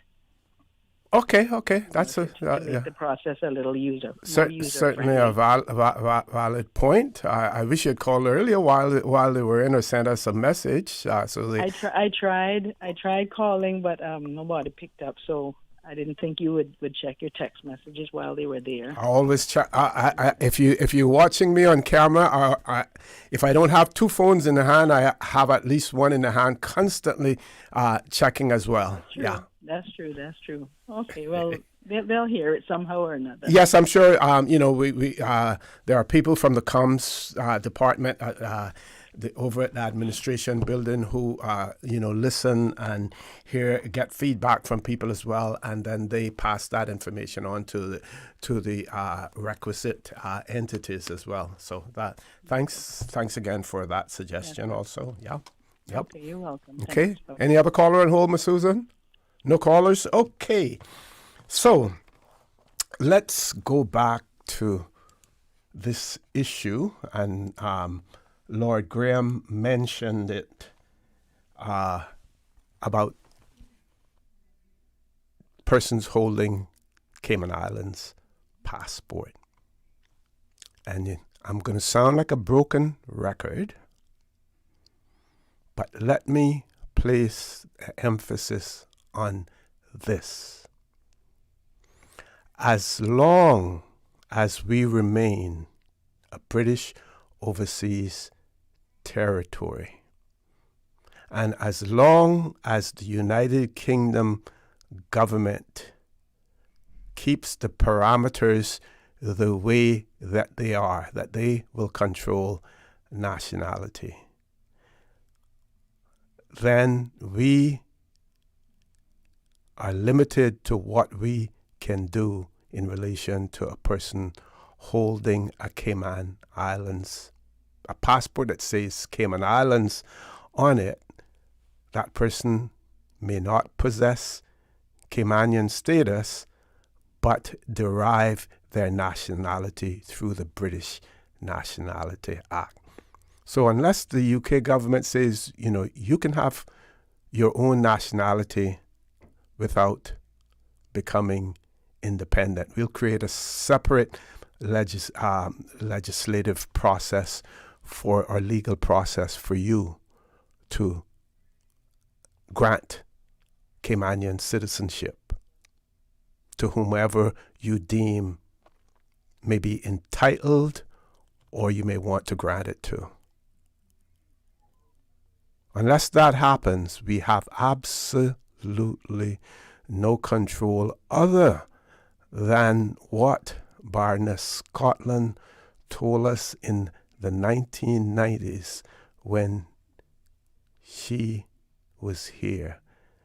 That our problem with status, our problem with persons having the right to reside in the Cayman Islands under the British has to do with our policy in relation to permanent residence.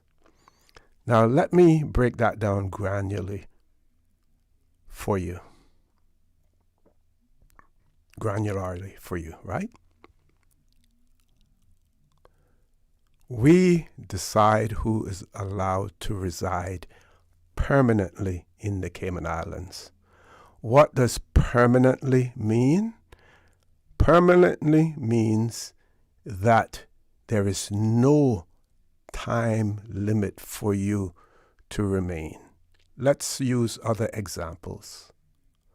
If you granted a temporary work permit, there's a time limit in terms of when you can remain in the Cayman Islands and work in the Cayman Islands. If you granted an annual work permit, there's a time limit in terms of when you can remain work in the Cayman Islands. If you're granted a student visa, there's a limitation on the time. If you're granted permanent residence as a person of independent means, 25 years, limited. If you're granted permanent residence with the right to work,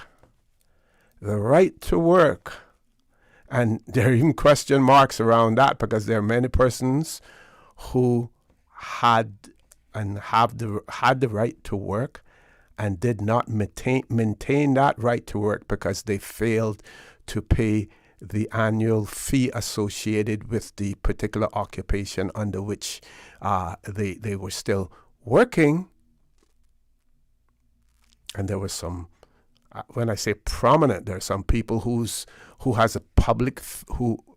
persons who have public facing in the Cayman Islands. It would surprise you the names that emerge of some of the persons who never paid their permanent resident, their right to work fees for many years. But the law has never been clear as to whether or not, I should say, I'm not sure that there is clarity in the law in terms of if you fail to pay it, whether you forfeit your permanent residence or whether the board can revoke it as a result of your failure to pay that. One suggestion is if you want to limit permanent residence, then you say we are going to grant you the privilege of living in the Cayman Islands, let's say for 20 years with the right to work, which means that you each year for 20 years you have to pay your annual fee. That sort of stipulation, that sort of right to remain or to remain in the Cayman Islands, again limits the person's access to the British Nationality Act or the provisions of the British Nationality Act that allows them to apply to be naturalized as a British Overseas Territory citizen because there is no limitation on the time that they remain in the territory. The short answer is put a limitation, put a time frame on it, and if you put a time frame on it, then they can't qualify. And like I said earlier, I've spoken to persons in the legal profession, and some may say, well, if you give 10 lawyers one scenario and ask for an answer or a solution, you get 10 different answers, 10 different solutions. That may be the case. But we have a strong argument here, people of the Cayman Islands. We have a strong argument for protecting our identity, protecting our culture, protecting our cultural heritage, protecting the quality of life in the Cayman Islands when we seek to limit the number of persons that we will allow to work and reside in the Cayman Islands. We have almost a flawless argument. There just has to be the political will to do so. With that, we're going to take a commercial break. Please stay tuned for the record. We'll be back shortly. My mom's a superhero. She always knows what to do when I feel icky. Yesterday, we went to West Bay Pharmacy, and they had everything she needed. Medicine, my favorite band-aids with dinosaurs, and even flavored vitamins. Mom says they keep our family healthy. I think they're magic. But don't tell anyone. I think superhero shop at West Bay Pharmacy. West Bay Pharmacy, where the superheroes shop. West Bay Pharmacy and Centennial Towers. Convenient quality care is just around the corner. When a hurricane hits, unexpected costs can add up fast. Homeowners are usually out of pocket for these costs to get supplies or make minor repairs. But with Cineco's parametric coverage, you get automatic payouts within 2 to 3 weeks after a Category 3 or stronger storm, whether or not you have damage. Available only through Cineco Homeowners Insurance. Call 949-8101 or visit Cineco.ky for a quote. That's Cineco.ky to get a quote today. Cineco, keeping Cayman covered. Can you imagine your home completely organized? At Brand Source Custom Closets, we can. We specialize in designing and building custom closets and storage units for any room in your home, including the garage. With tailored designs and custom LED lighting solutions to fit your lifestyle and budget. Our custom closets expert is committed to enhancing the value of your home with a solution that is uniquely yours. Visit our showroom or call 623-6774 to schedule a no-obligation appointment with our design expert. Brand Source Custom Closets, 209 Dorsey Drive, Industrial Park. The Lions Club of Grand Cayman is proud to continue to serve our island community. The club continues to host successful community projects like the Prostate and Colon Cancer Awareness Campaign, free site screening in schools, spelling bee, swim meets, and their community pantry. The Lions Club of Grand Cayman looks forward to continuing their service for many years to come. The Lions Club of Grand Cayman, where there's a need, there's a lion, serving the community for over 50 years.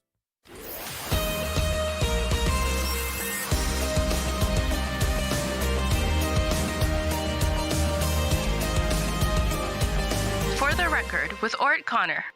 Good morning and welcome back to For the Record. Good news, our WhatsApp number is working now, 925-3261. Meanwhile, one of our listeners is provided with some interesting historical information.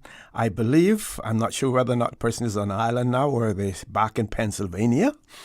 But a person shared earlier, Mr. Berkeley Bush became a close friend of Sir Robin McAlpine, who then provided financing for the project with Henry Proper. I think he's talking about the port.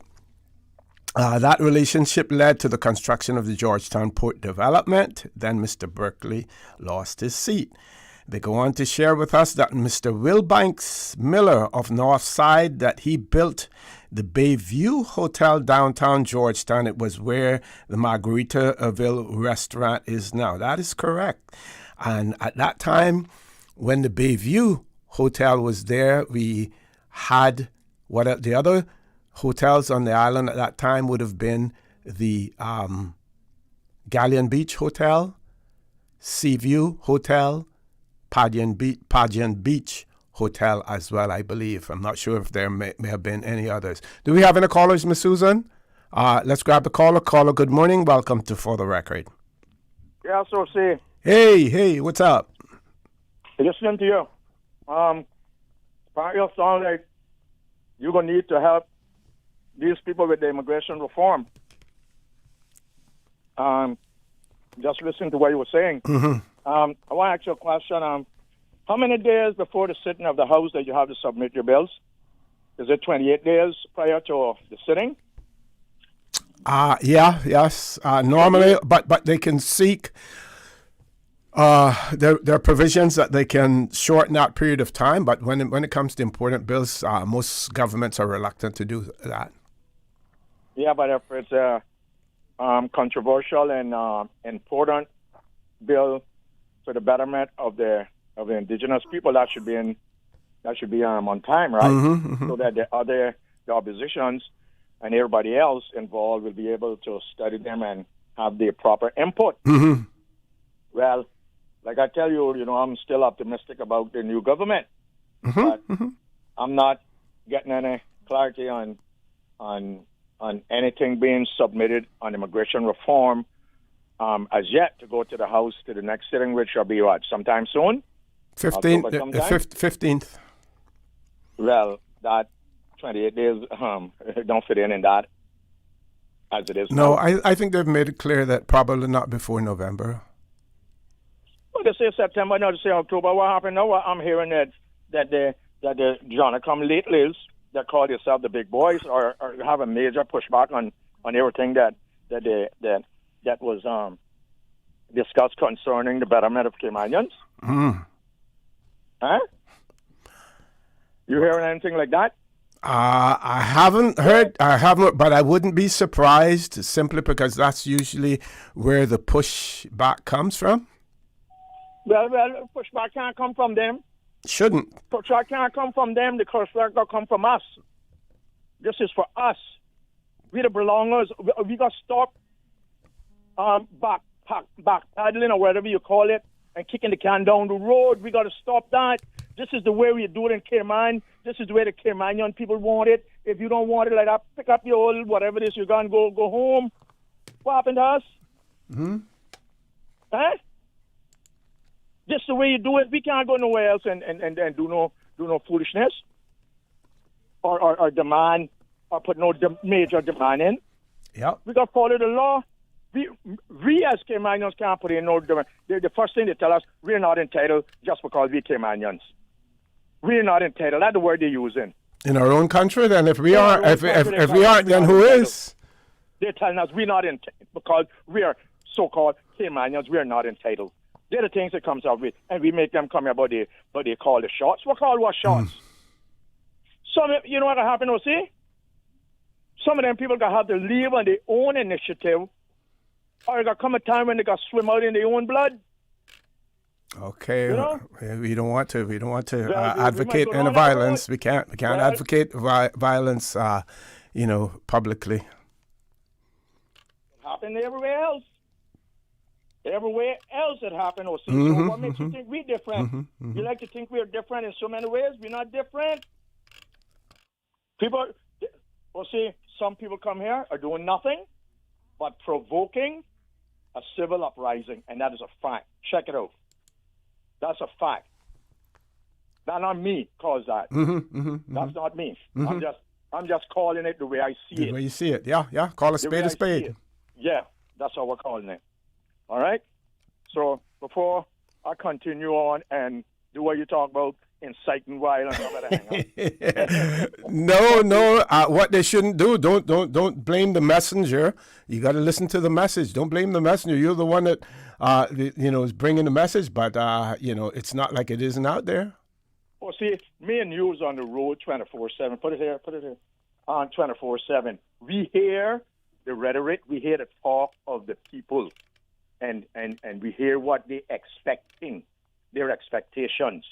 And we had the politician came along and cater to their expectation by words, by announcing certain things that are going to happen.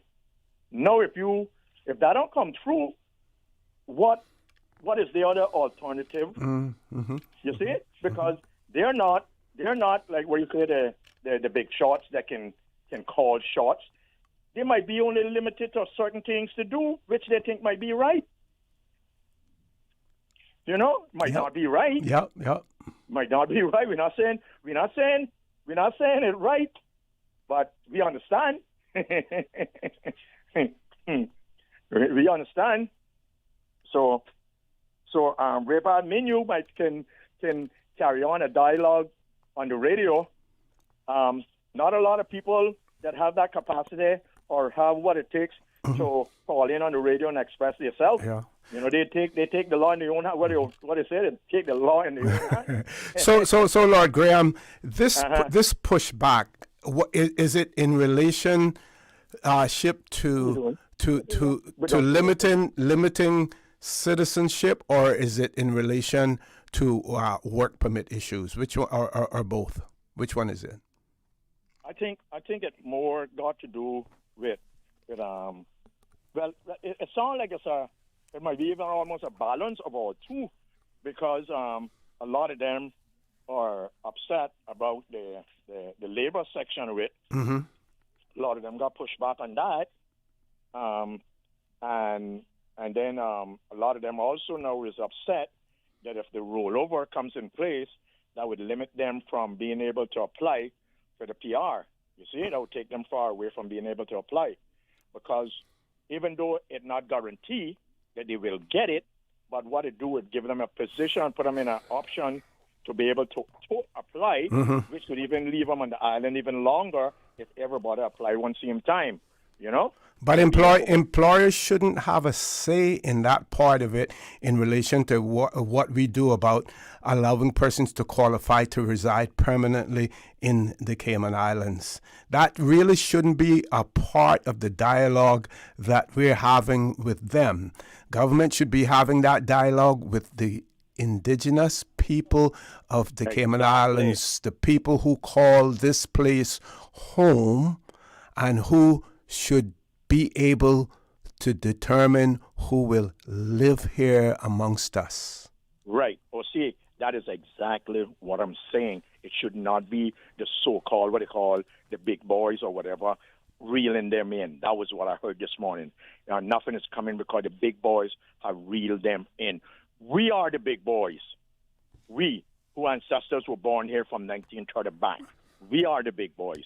And we need to flex, whatever it is we got to flex, to prove that we are still the big boys. Because a politician once said, he said, if there's nothing here for me, there will be nothing for nobody.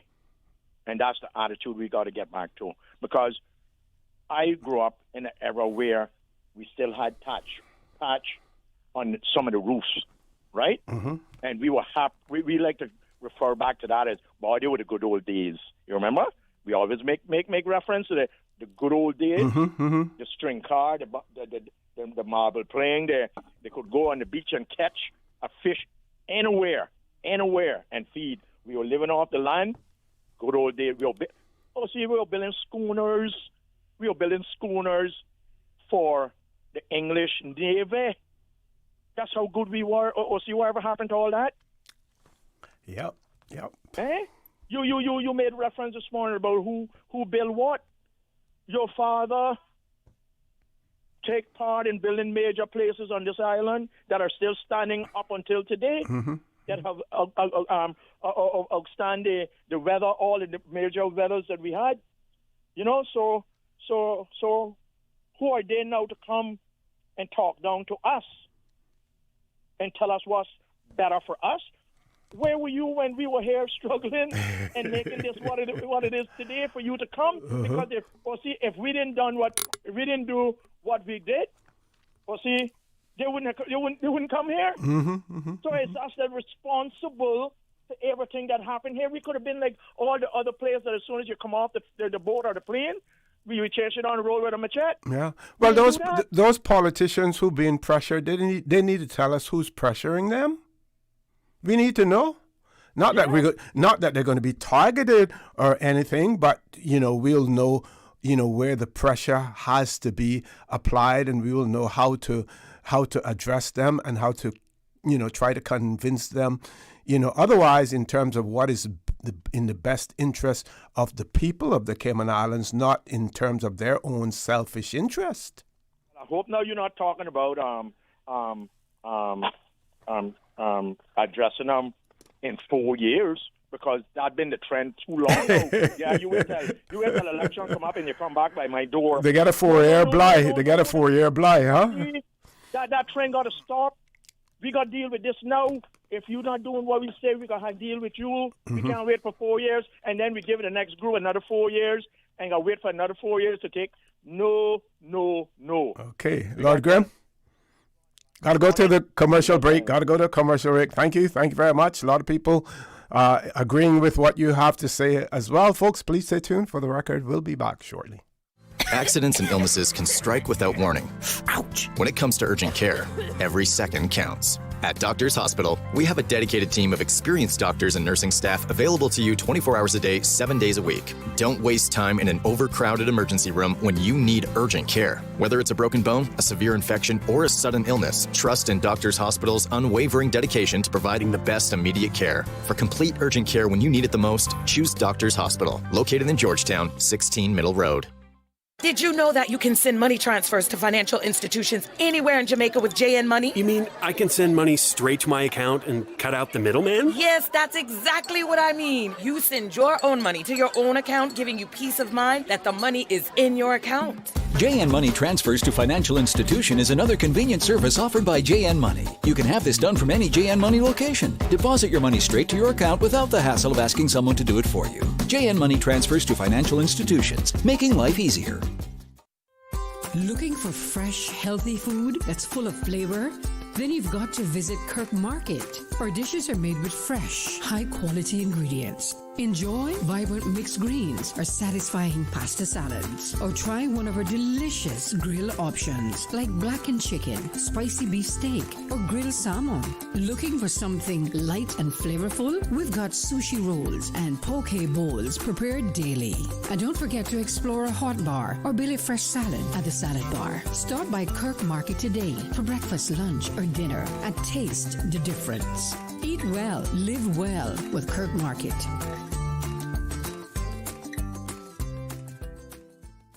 Your dream home starts with a vision, and often inspiration is at the heart of that vision. Brand Source Home Gallery's in-house designers are here to help bring your vision to life. Whether you're remodeling or building a new home, Brand Source Home Gallery is your one-stop solution. Explore their kitchen cabinets, sinks, faucets, bath fixtures, tubs, vanities, and more. Let Brand Source's designers help and inspire you with your next project. Call 623-5000 and schedule an appointment with a design expert at Brand Source Home Gallery, Dorsey Drive, Industrial Park, serving Cayman for 50 years.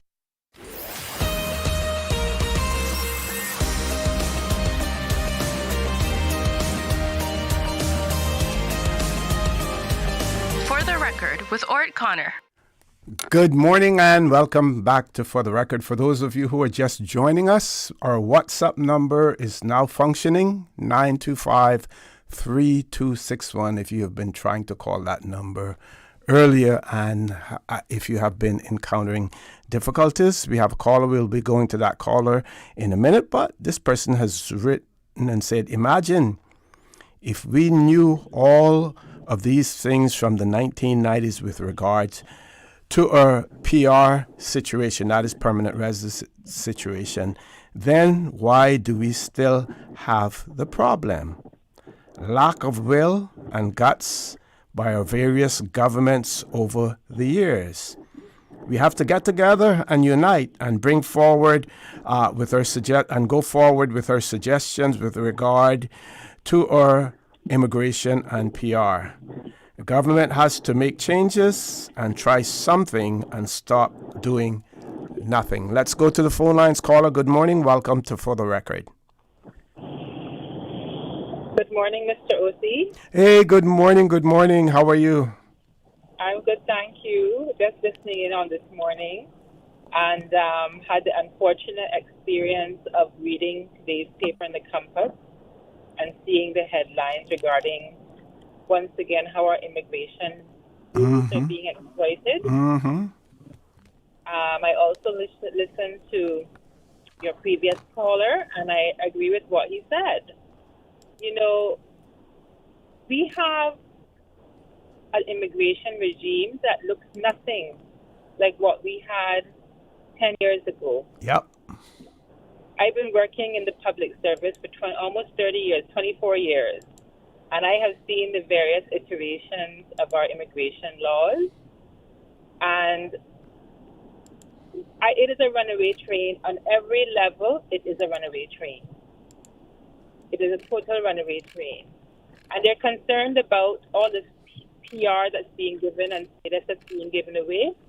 Well, they need to look at the business staffing plan rules. That is the gateway, for the most part, to become permanently resident in this country. Can you expand on that a little bit for me? Well, people don't just wake up one day and say, let me go and apply for permanent residency, you know. When they're brought here, particularly the professionals, when they are brought here, they are on work permits. And part of their work permits are not dealt with by the regular work permit board. A lot of times they are assessed under the business staffing plan rules. Yeah, if they have 15 or more work permits, they must apply through the business staffing plan process. Right. And it's optional otherwise. If you have less, it's optional. Right, and the business staffing plan rules look at the businesses holistically, which is not a bad thing, right? But then the Cayman Islands government needs to think about its rules, about when people are being looked through the lens of the business staffing plan, what proportion of people are likely to be forecasted to enter into our permanent residency scheme, which will eventually make them citizens. Right? I think very, very I mean, perhaps some of the business staffing plan can come on at some point in time. But I think a lot of times these people are not, their permits, I wouldn't go as far as to say rubber stamped, but it would probably be more highly in favor of continually granting them the work permit than not. And therefore, they are no longer going to be subject to the rollover scheme. Right? And then, of course, we have the floodgates that were opened by people who were in the private sector who would have been rolled over entering into the Cayman Islands government. Yep. And it is a crying shame that it has taken the civil service this long to address that issue. And caller, if I may, we have seen businesses go to great pains to keep those persons when they have business staffing plans, right? When they're nearing the point of the rollover, or that they are nearing that point where they can qualify to apply for permanent residence, seeking to amend their job description to give them promotions, or to move them into other positions, like, for instance, trying to dodge the Regulation 6 requirements that says that particular position is earmarked, that you have to identify and train a Caymanian to take up that position. But that is something that the legislature can address. They know where the loopholes are. Yep. If I was an employer and there were loopholes that I was operating under, of course I would use Exploit them. Why Yes, not? yes. Why not? Because it's going to affect my business. Mm-hmm. And the other thing, Mr. Connor, is that if Caymanian legislators and politicians really, really, really, really want to see Caymanians in jobs, respectfully, they have to make a concerted effort to train Caymanians for these professions. Okay? We have a global shortage of accountants in the world. Yep. Cayman hires many, many accountants, for example, from all over the world. All over the world, we have accountants here who are on work permit. Now, I am not going to criticize the businesses for bringing them on work permit, nor do I think that we have the population size to meet the full demand. So, of course, some of them are going to be on work permit. And as professionals, they're going to probably get into the permanent resident scheme. But what I am not seeing, and what the government has failed to do, governments, I should say, successive governments have failed to do, is to make a concerted effort to ensure that our students that are coming through the pipeline are geared towards the professions that are needed for our industries. Okay. Where are they encouraging a pipeline of doctors? How are they encouraging a pipeline of nursing? At the numbers that they should be consistently over the decades. How are they channeling pipelines of accountants, those in the financial services industry, etc., etc.? They're doing nothing. Caller, if I may interrupt you, caller, do you know how, on average, how many Caymanian accountants enter the profession each year? An average of 3 Caymanians per year. That is ridiculous. And you know what? All of the Caymanian accountants you cannot hire because they already have jobs. Right? But how are we channeling our students who are in high school, right, to say, the country needs accountants. We encourage career counseling. You are good at math or you are good at this. Let us get you into the business studies scheme and get you and to help channels to grow accountancy in this country. The children are not being channeled in to do anything, right? So we really our hands are tied in terms of complaining because we have not done what we are supposed to do at ground level. Precisely, yeah. And hardly anything will change, respectfully. We can beat up our chest and say we have too many foreigners here and too many there, but you know what? We are still a population of well, Caymanians are probably like 50,000, maybe. Maybe a little bit less. Right? And then we have a population of almost 100,000. Mm-hmm. Okay, we have professions that we have to import the labor.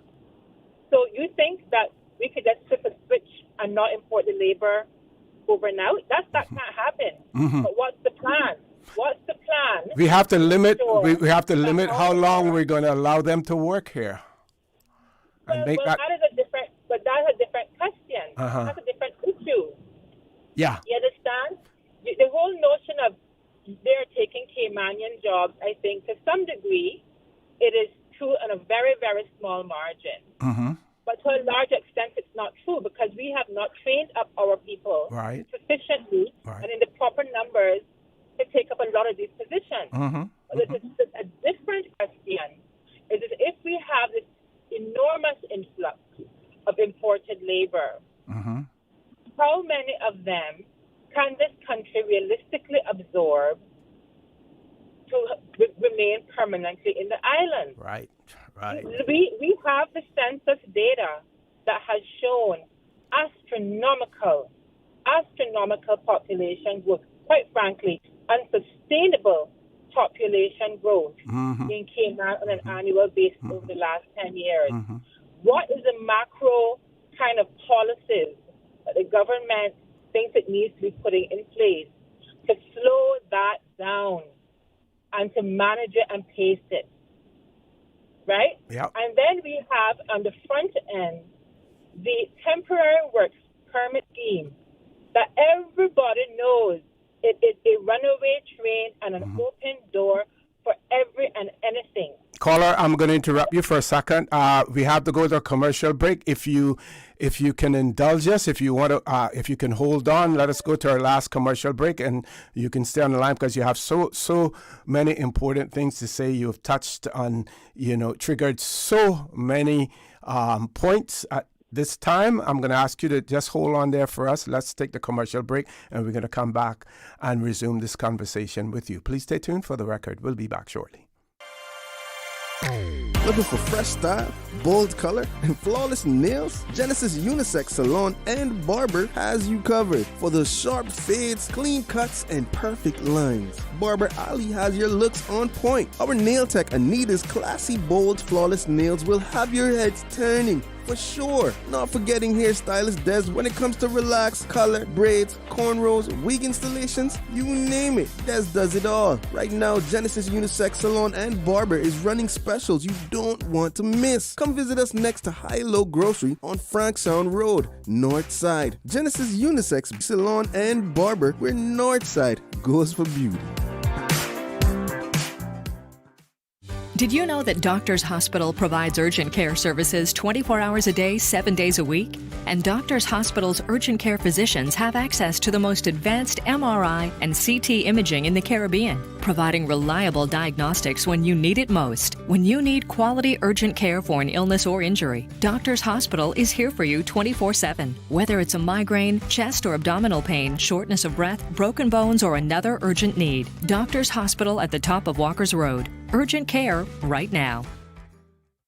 It's me again, that old Gala wantin' with Cayman Airways. Look here, I go in Tampa again, cause Tampa tickets are on sale and they're flying faster than fritters at a fish fry. I know one thing, I'm racking up all the Sir Turtle Rewards miles I can get for even more trips with my award-winning national airline, Siona Erectly. Book by October 8th for travel through December 15th from just $293 CI round trip, including taxes and fees. Call 949-2311 or visit CaymanAirways.com to catch your Tampa seats on sale now. At Kirk's Home Center, we can make your life much better.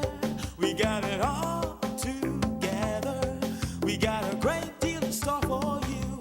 From cookware to stereos, from power tools to plumbing supplies. Yeah, we got the best goods with the best price and a service to make you smile. Kirk's Home Center, we got a great deal in store for you. Why settle for noise when you can enjoy the hits that make you feel alive? 105.3 FM has the classics, the memories, and the vibe you've been missing. Switch your dial and catch the breeze. 105.3 FM.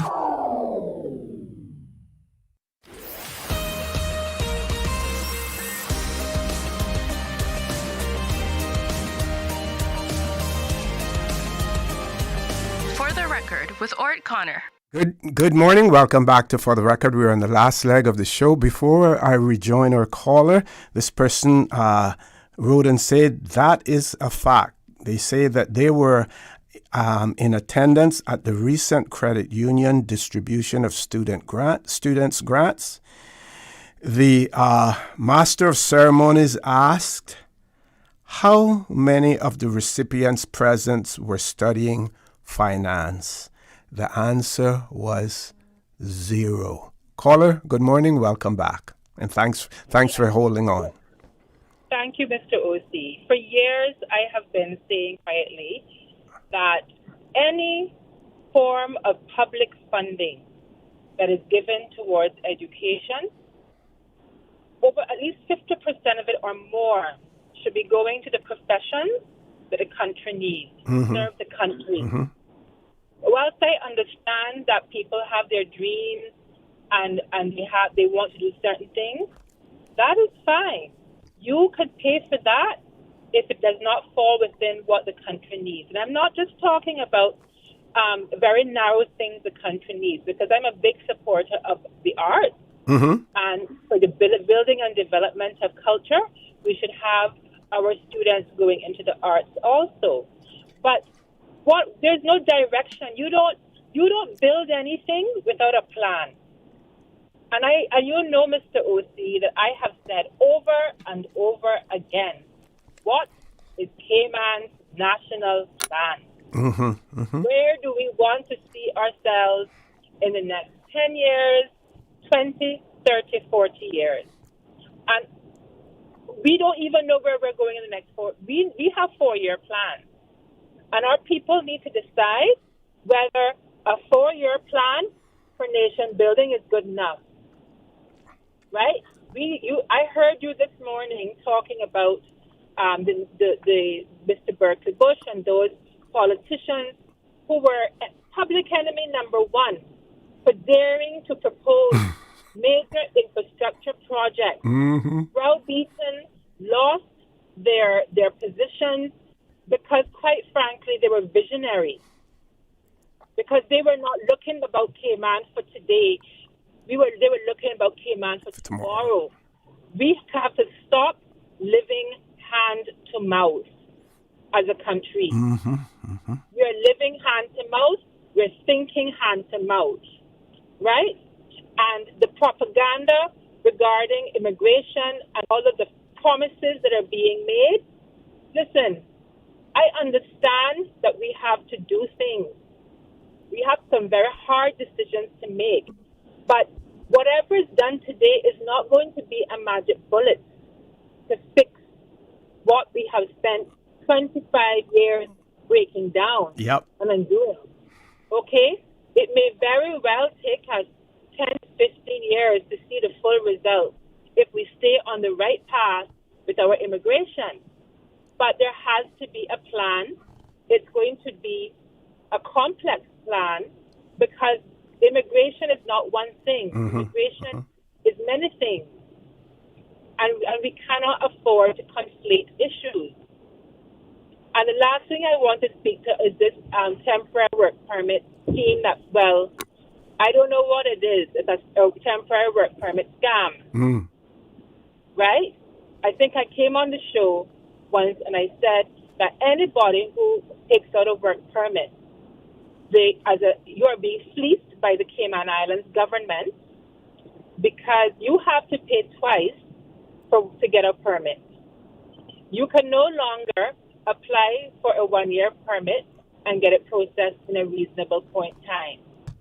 You are forced, I will say, to take out a temporary work permit to have the person hired to get them here to do their business, and then you have to pay a second time within the space of a couple of months to take out a year or 2 or 3 year permit for the same individual. And sometimes you're encouraged. Sometimes you're encouraged to apply for a temporary. I'm hearing.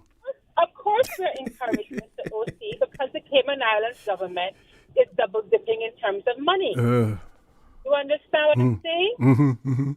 So if they want, so this is not. So when we see that we have people here who are part of some scam and end up on the shores of the Cayman Islands without a job, Destitute, yeah. I am not surprised because the whole thing is a scam. It's a scam from beginning to end. It is exploitative.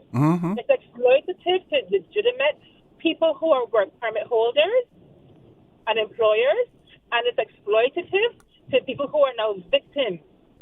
And the other thing I'd like to ask is, how is it that people from the far away as India could end up on the shores of the Cayman Islands with a no valid work permit and be landed? They are landed and they have no valid work permit? How is that possible? Is that the case there? Or is it a case, the one that was highlighted in the papers today, where they may have been granted a valid work permit, but then ended up with no work, possibly? I haven't read the whole article yet. Well, I started reading the article, and some of them saying they're fraudulent permits. And if it is, they're getting legitimate work permits and no work. Yeah. Where are the prosecutions of the employers? Yeah. But I've heard stories also of bogus work permits circulating too. Exactly. That when Caymanians talk about there are too many people here, part of that is because we see all these people walking around looking for work. There should be nobody here, no foreigner should be here walking around, knocking on doors, looking for work. Right? If anybody should be walking around looking for work, it's unemployed Caymanians. So you tell me, you see this, you see all of what's going on here? It is laxness. And they need to pull up their bootstraps. And I'm talking about the civil service too, by the way, because they're supposed to advise government. Right? Yep. And this addiction that they have to immigration money, at what cost must we pay for this addiction? Right? You should put that energy into finding new industries and enhancing our existing industries to close that gap, to wean themselves off the teat of the immigration breast. Because all it's delivering for us is sour milk. So true. A caller, this person says, why isn't Suzanne or Attorney General or one of her judges? And that's a discussion for another time. I thank everybody for their confidence in me, but I just want to say I am absolutely not interested in any more public service positions. Okay. I cannot speak on the issues that are facing the Caymanian people and the Cayman Islands by being up inside that government as a civil servant. Okay? Thanks for that response. Thanks. Thank you very much for that. Great talking to you. I have to arrange one day to have you sitting right next to me discussing this, but I want to make sure that we're able to give you, if not the entire show, at least an hour and a half or two to be on the show as well. I will be in contact with you.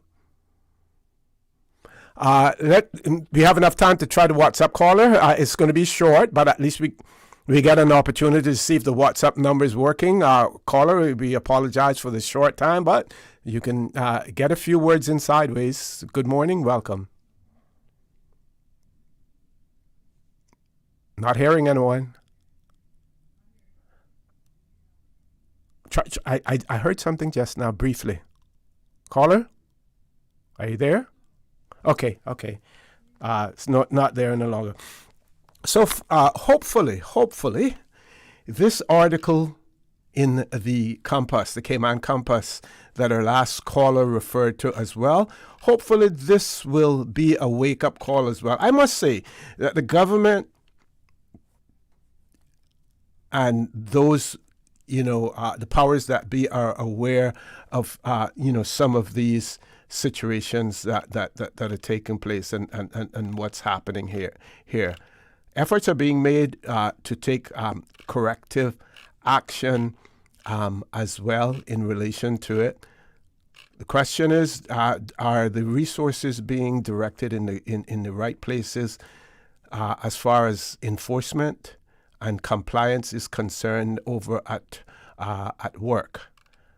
And if more staffing is needed in that regard, then get more. One way to do that, increase the work permit fees in the meantime.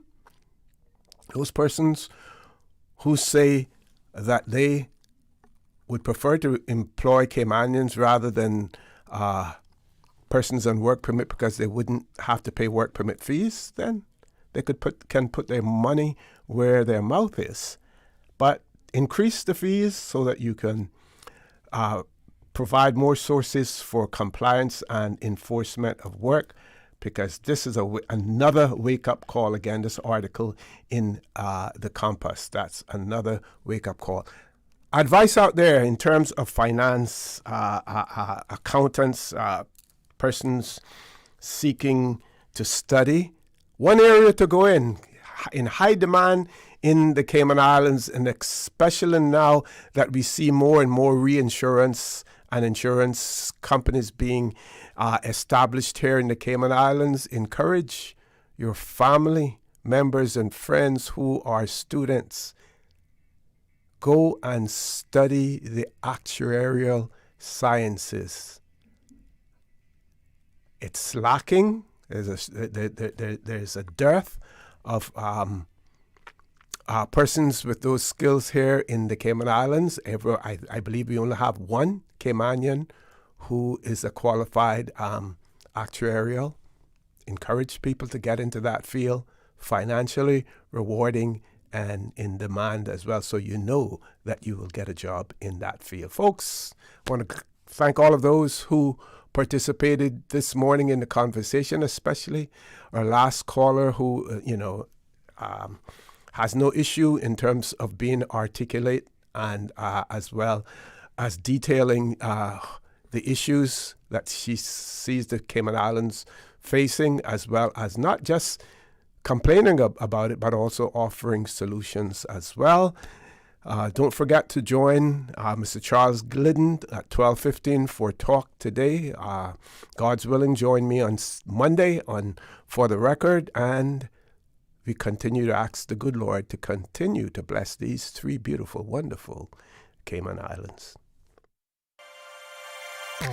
Looking for fresh style, bold color, and flawless nails? Genesis Unisex Salon and Barber has you covered for the sharp fades, clean cuts, and perfect lines. Barber Ali has your looks on point. Our nail tech Anita's classy, bold, flawless nails will have your heads turning. For sure. Not forgetting hairstylist Des when it comes to relax, color, braids, cornrows, wig installations, you name it. Des does it all. Right now, Genesis Unisex Salon and Barber is running specials you don't want to miss. Come visit us next to High Low Grocery on Franksound Road, North Side. Genesis Unisex Salon and Barber, where North Side goes for beauty. For the Record, proudly brought to you by Brand Source Home Gallery, inspiring luxury. Doctor's Hospital, peace of mind is important when life happens. Doctor's Hospital, always there for you. Call 949-6066. And Cayman Airways, call them on 949-2311 to book your nonstop flights to Los Angeles and Panama. Kirk Market, experience a world of choice.